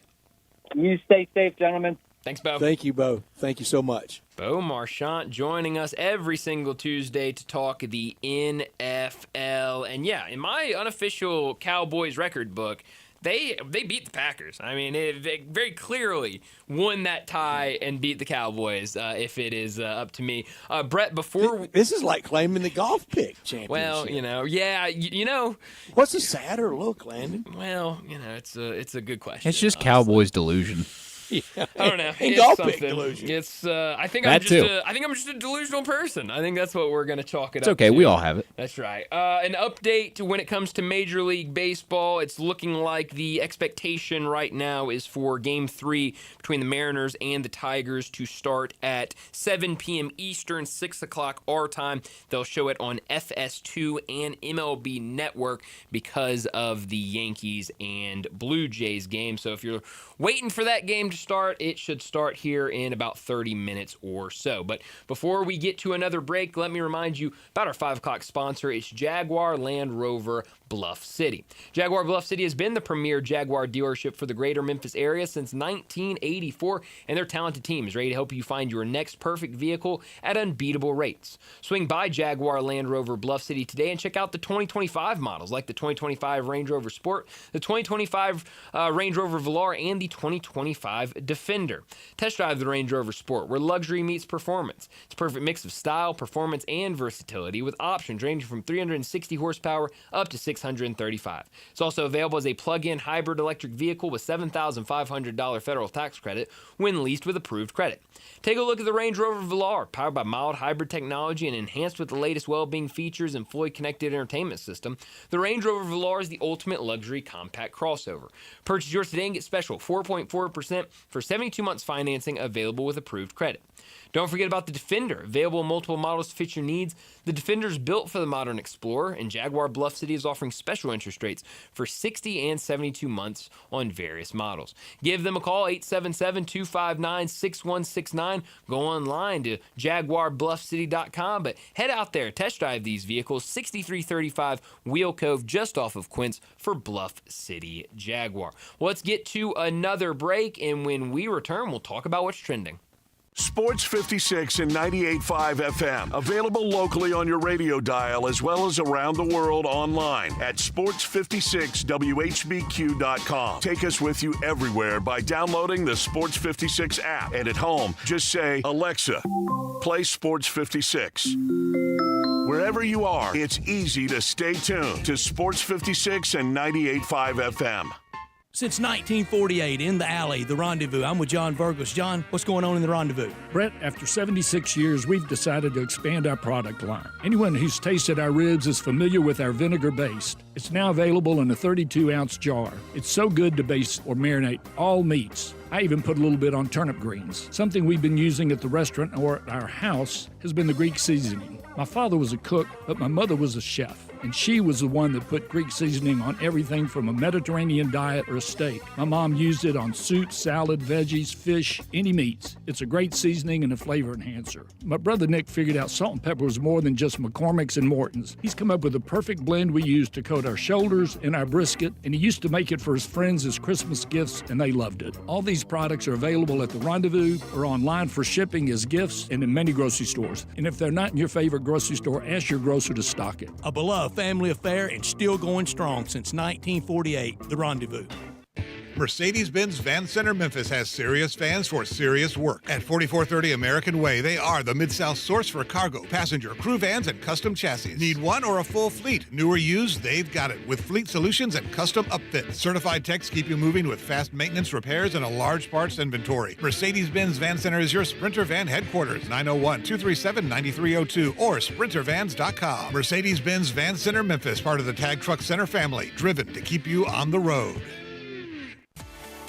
At Jason's Deli, when you're dining in or picking up curbside, you can expect wholesome food and no surprises, just delicious sandwiches, crisp salads, and quick quality meals made with the freshest ingredients and no artificial trans fats, MSG, high fructose corn syrup, or artificial colors and dyes. Around here, a lot of thought goes into what we put into our food and what we take out of it, because you're not just taking a bite, you're getting a taste of who we are. New items are constantly being created to expand our menu for all tastes and special diets with vegan and gluten-free options available. Convenience and on-time delivery you can count on. It's just a click away at jasonsdeli.com, so whether you need to feed 5 people or 5,000, the team at Jason's Deli, they have the credentials and the commitment to keep you satisfied. Freshness is nearby at Jason's Deli with locations at Ridgeway in the Park Place Center, Poplar and Highland, Germantown Road in Cordova, and on Goodman Road in Olive Branch. Jason's Deli. It's wholesome food and no surprises. Moving is stressful, but Black Tie Moving can take the worry out of the process. Whether you're moving across town or across country, moving your home or your office, your personal moving concierge from Black Tie Moving will work with you to design a plan that perfectly fits your budget and needs. And they're available 24/7 to answer any questions you have. Give Black Tie Moving a call at 901-316-6196 or go to blacktiemoving.com/Memphis to get your personal, no obligation quote from the moving experts at Black Tie Moving. This traffic report brought to you by Salt Sports Bar and Bistro, 3101 South Mendenhall Road, where great food meets the big game. Sports 56 traffic. Good afternoon. Steady flow of traffic continues out towards Fayette County. Right on schedule, actually, on 40 eastbound over here past Germantown Parkway, past Highway 64. It's just busy on Billmorris Parkway going outbound. We've seen some problems out through there a little bit earlier. Trying to get south of Memphis. Pretty positive right now on 55 through South Haven. Weimer's Jewelry, your full-service family-owned jewelry store right here in Memphis. Stop by and see them at 7525 Highway 64. I'm Commander Chuck with your on-time traffic.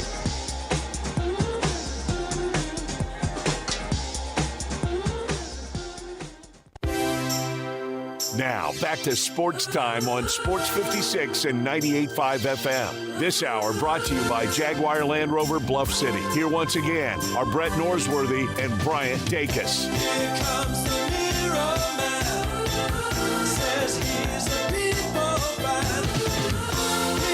Welcome back in Sports Time. Bryant and Brett with you as we got about 30 minutes left in today's show. We got to talk about what's trending and what's trending today. We mentioned it a little bit earlier to start the show, but the Grizzlies, they had their first preseason game of the year last night, a 128-112 loss against the Detroit Pistons down at FedEx Forum. The first look we had of a lot of things. Tomas Isolo in his first, or getting ready for his first full season, game one of the preseason for him. We saw Cedric Coward out there, the first round pick for the Grizzlies. You saw some other new guys like Ty Jerome, Jock Landale, PJ Hall, Omax, a lot of new flavor on the floor, especially with a lot of guys missing action. It was a lot of new out there last night. It was, as I said earlier, 1 point. That's right. 1 point. Yeah. One more than most of this listening audience had last night. That's right. I don't want to make too big a deal out about it. I don't. But I know this, Bryant. Mm-hmm. I know if he'd have gone for 15, 8, and 4, oh yeah, we would be having big deal made of it. Oh yeah, I mean, we talked about it a little bit earlier. I'm not worried about it at all, and I don't take anything away from it at all. I think he is going to be a good player, solid player. But it's back to the fact that this guy hasn't played in an actual game since last November, and also is in his first game against the best competition in the world in the NBA. So I kind of figured that it would look something like this. I didn't think it would look like 0 for 7 from the field and only 1 point. But I figured that he would kind of struggle in his first game. But I think you see what everyone has been saying about him since the start of training camp, even before the start of training camp at Media Days. It felt like everybody only had really good things to say about him. So I'm not too worried about him. I think he is going to be able to figure out. And you look at some of the other things he did. I thought he did some nice things out there that wasn't obviously scoring the ball because he wasn't able to do that. But rebounding, I thought he did a good job with. He took a charge, which I like to see from from young guys. So I thought he was grit and grind. Yeah, that's what everyone's saying, Brett. Back to the grit and grind. Which a year ago we were going to outscore everybody, and now we're back to grit and grind. That's right. So it was definitely you didn't like seeing 0 for 7 and only 1 point, but I guess Brett only up from here, right? That's right. And let's go to the ranges of concern. With 10 being your own complete, utter shock, amazement, concern, and oh no, it's happening again. Hasheem the beat level. Okay. A 10 to 1 being he had 1 point in the first preseason game. Next one tomorrow night. Yeah. Against Boston, without Jason Tatum because he's too busy at Duke. That's right. How about that? Whatever title they gave him at Duke. Are you asking me what mine on that range is? So 10's Hasheem. Okay. We're on Hasheem. Bust, catastrophic disaster level, or 1 or 0. Who cares? Yeah, -50. I mean, I don't negative know if 50. I don't know if even that's in there. I am -50. I'm not concerned in the slightest. Not even at all. I'm at 1. Okay, and I'll tell you why. If this was a veteran team, top to bottom, around him, and even a healthy Jaren Jackson and Ja Morant and others for opening night. Then, okay, it was kind of most of my grit and grind years, the core 4 years of after a preseason game, I would jokingly, scoffingly, just trying to joke about it. Did anybody get hurt last night? No. Who cares about the score? Not in this case, though, Brian. Not in this case with this general manager and this front office needing to put some points on the board. Yeah, I mean it's a good point, and I think we're on. I don't know if we can make it a thing, but I think we're on general manager watch right now with this team. I think we've been on general manager watch with this team, and so I mean, what does March and April look like? Yeah, I mean it's definitely a good question. And I think you even look at the short term of if you're going to be missing. I think the hope is, and we talked about. I don't want to get back into the Ja Morant discussion today. We spent enough time on that yesterday. But, let's say we get bad news on Ja Morant. Ja Morant's missing time at the beginning of the season. Jaren Jackson's missing time at the beginning of the season. And there's going to be another injury to Ja. History will tell you that there definitely will be. But, just looking at the beginning of the season, let's just say Ja's out. Let's say Jaren, it's going to be a little bit longer than the best case scenario we heard. Zach Edey's going to be out. Brandon Clark's going to be out. You need guys to score. You need bodies out there. You just do. And so, Cedric Howard, even though we feel like you have a good amount of guys at those wing positions, I think you're hoping that Cedric Howard can be a guy early in the season, especially if you're dealing with some injuries early in the year, a guy that you can call on off the bench and he can give you some minutes. I think you saw last night at times, and obviously preseason, you're just throwing things out there, you're trying things to see what it looks like before the regular season rolls around. But they ran some super small lineups out there last night, and a lot of it was out of just necessity of you're missing so many big guys to start the season. What can you throw out there? And we've heard, at media days after some of these training camp practices that Cedric Howard can guard multiple positions. He can go and guard a 4. He can guard some of these bigger guys because of how long he is. And so, you're definitely wanting him out there on the floor, especially if early in the season you're dealing with some guys away from the court. And so, hopefully we see some better performances because we know when you're hitting shots, confidence comes along and that usually helps the rest of your game. So, I don't, if we go tomorrow night and it's another 0 for 6, 0 for 7 performance, ask me on Thursday what my concern level is, and it will be a little higher than -50. And I don't know that mine will ever get over in the preseason 1 or 2.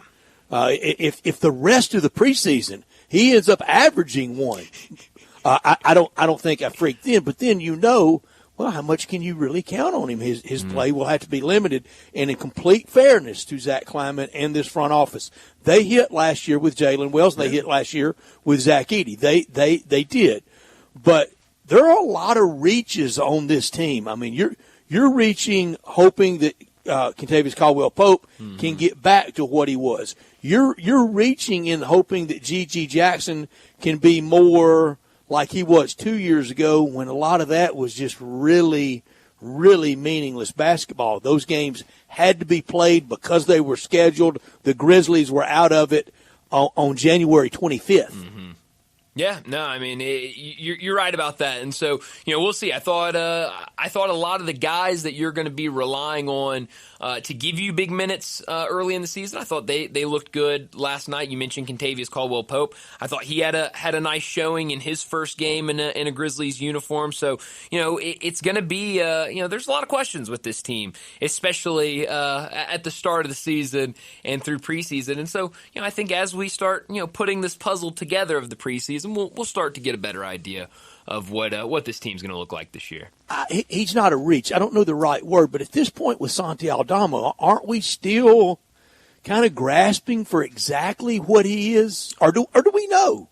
We know it's an offensive guy, and you're not going to get an ounce of D. Yeah, I think we know pretty much what Santi is, and I think he's a good role player. I think obviously when the Grizzlies drafted him, there weren't many people that were very familiar with his game. That kind of at the time seemed like okay, who is this guy? This seems like kind of a reach of a draft pick. But right. I think he's put together a really nice career so far. And so I think he is, I think what you're going to get from Santi, and I think it's pretty good what you're going to get out of him. On a playoff team that wins one series, that's it, wins one series. Okay. In the proverbial, what number is he?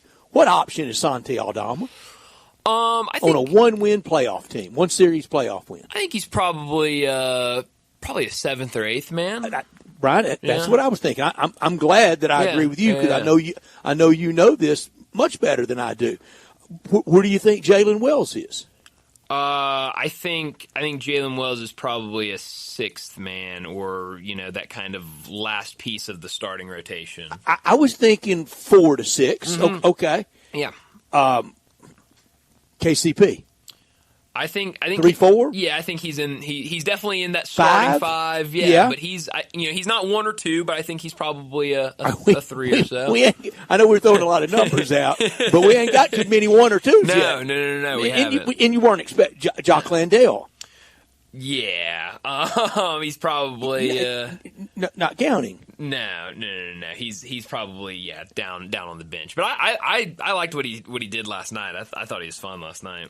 Yeah, and tomorrow night we'll play Boston, and I was really saving it for Mo's crunch time, but I'll say it. Come on. I don't like this with Jason Tatum at all with Duke. Why did Duke just sign Boy Wonder to that new big deal? And Brian, everything Duke. I just take it so personally right at you, don't I? Which is not even personal at all. No. I have no connection with Duke at all. I just enjoy watching him play basketball. It's like you got a Duke undergrad degree, master's degree, went to law school there, where you camped out in Shesheville. You did none of those things. Brett, not only that, I've never even been to the state of North Carolina. Like I've never even been close to the school.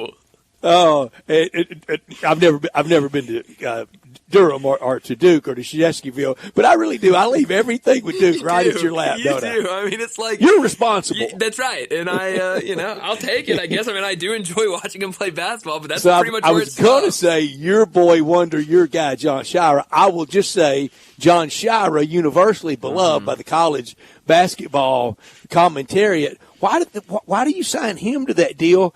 And why in the world will the Boston Celtics allow this? They're only going to pay him $35 million this year. He should get every cent. He can't help being injured. But I would tell him, no, you have duties here. You do all your rehab right here at Boston Celtics, Inc.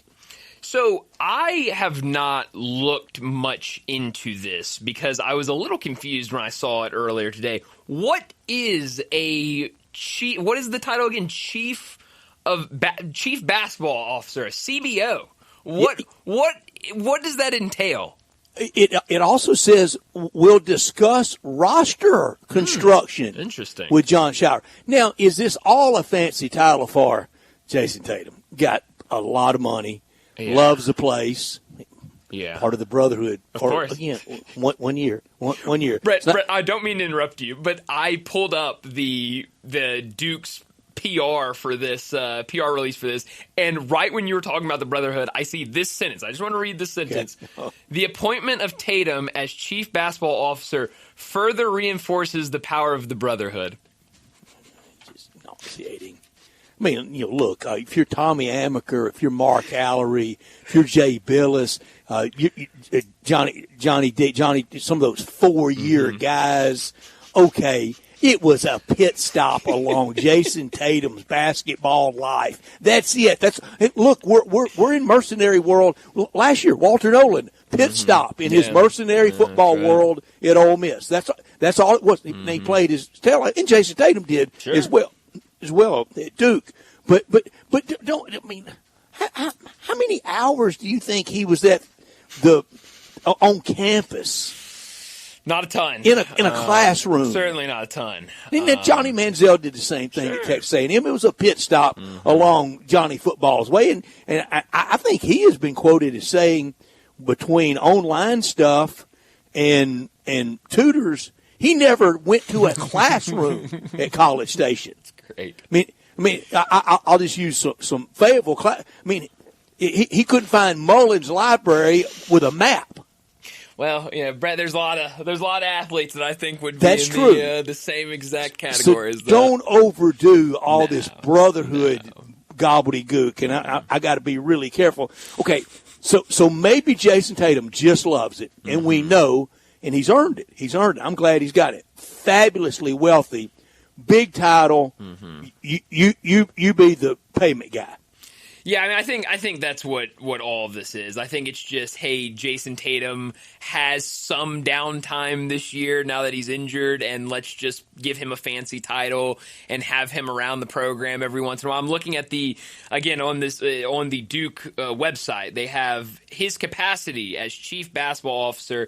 Tatum will share insight on player development, professionalism, and team culture, serve as a mentor to student athletes, offering guidance on career management, personal brand building, and balancing life as a student athlete, join periodic virtual sessions with the team and coaching staff to provide ongoing perspective throughout the season, advise Shire on roster construction and development trends, informed by his NBA experience. Yeah, that one is something, and provide feedback on player performance and growth plans to help align Duke with professional level standards.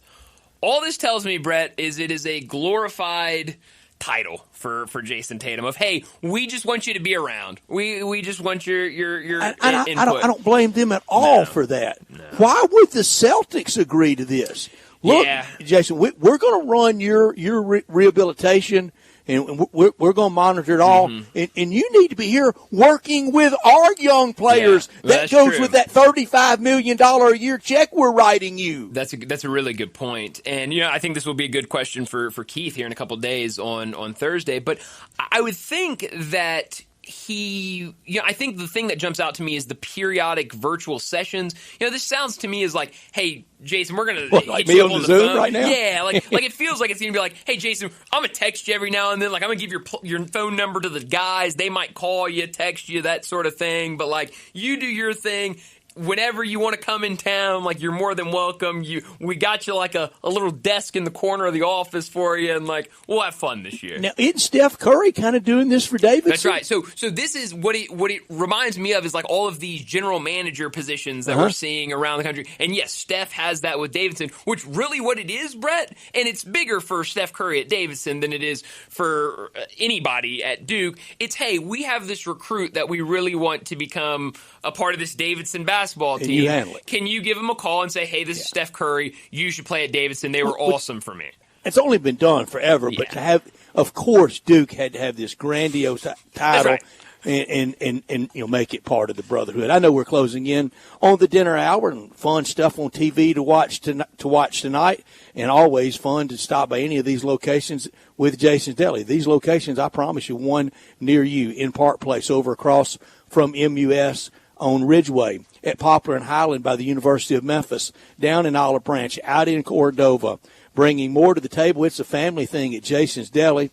Wholesome food forever, whether you're dining in, getting it to go, or getting it delivered, and all the great options off the menu you can also get with all the catering. Mesa chicken salad, the chicken club salad, the nutty mixed up salad, my favorite, the taco salad. All this food, healthy, first franchise in the nation to be trans fat free. They were healthy before it got cool. They were right then. They're right now. Jason's Deli, all about choice. Whether you seek a gluten-free menu, vegetarian sandwiches, healthy kids meals, or if you'd like to venture sandwich via the Build Your Own, you'll be delighted at all these locations. Plenty of organic food to choose from in all these locations, whether it's on Ridgeway, over by the University of Memphis at Poplar and Highland, down in Olive Branch, out in Cordova. You can count on that great salad bar in every location with over 30 items for you to prepare it however you would like. Catering, like I said, anytime, anywhere, 5 or 5,000, no order too large, and complimentary free ice cream in all these fantastic locations. And as always, check them out online at jasonsdeli.com. Well, let's get to our final break of the day. When we return, we'll wrap up today's show with Moe's and Humdinger's Crunch Time. Add a little fun to your lunch break. Join Johnny Radio for Sports 56 Happy Hour from 11 to 1 every weekday on Sports 56 and 98.5 FM.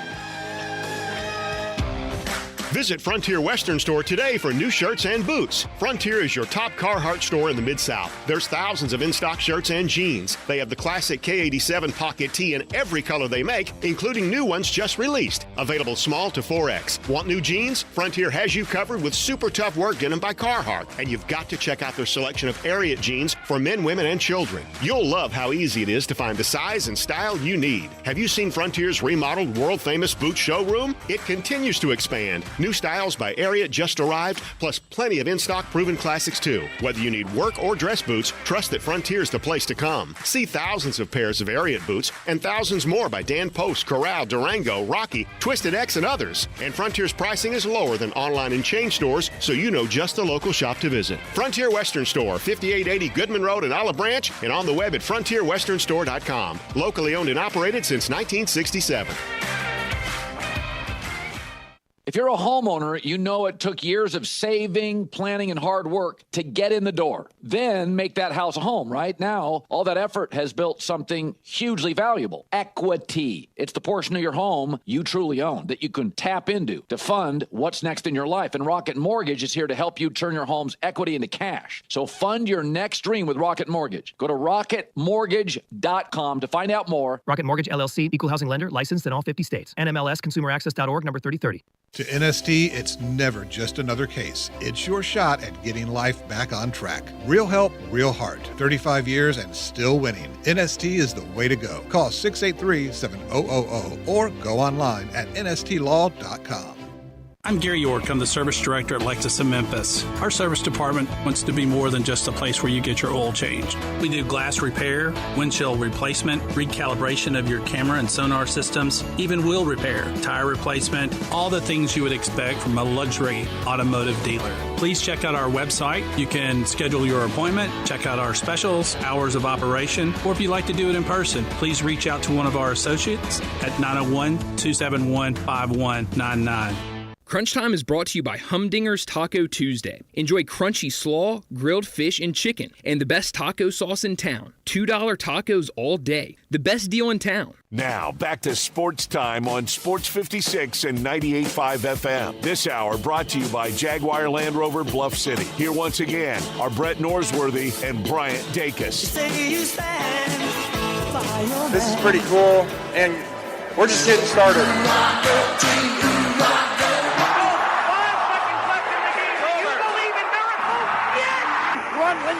Spanning the globe. Go crazy, folks! Go crazy! This game has always been called the world's greatest cocktail party. Do you know what is going to happen here tonight? This is for all the biggest Crunch Time. You are looking live. In your life have you seen anything like that? Crunch time between the hedges. The ball game is over, and Memphis has its first win in 16 tries. Its first win ever against its fierce in-state rival Tennessee. Goodbye! It's obviously Crunch Time.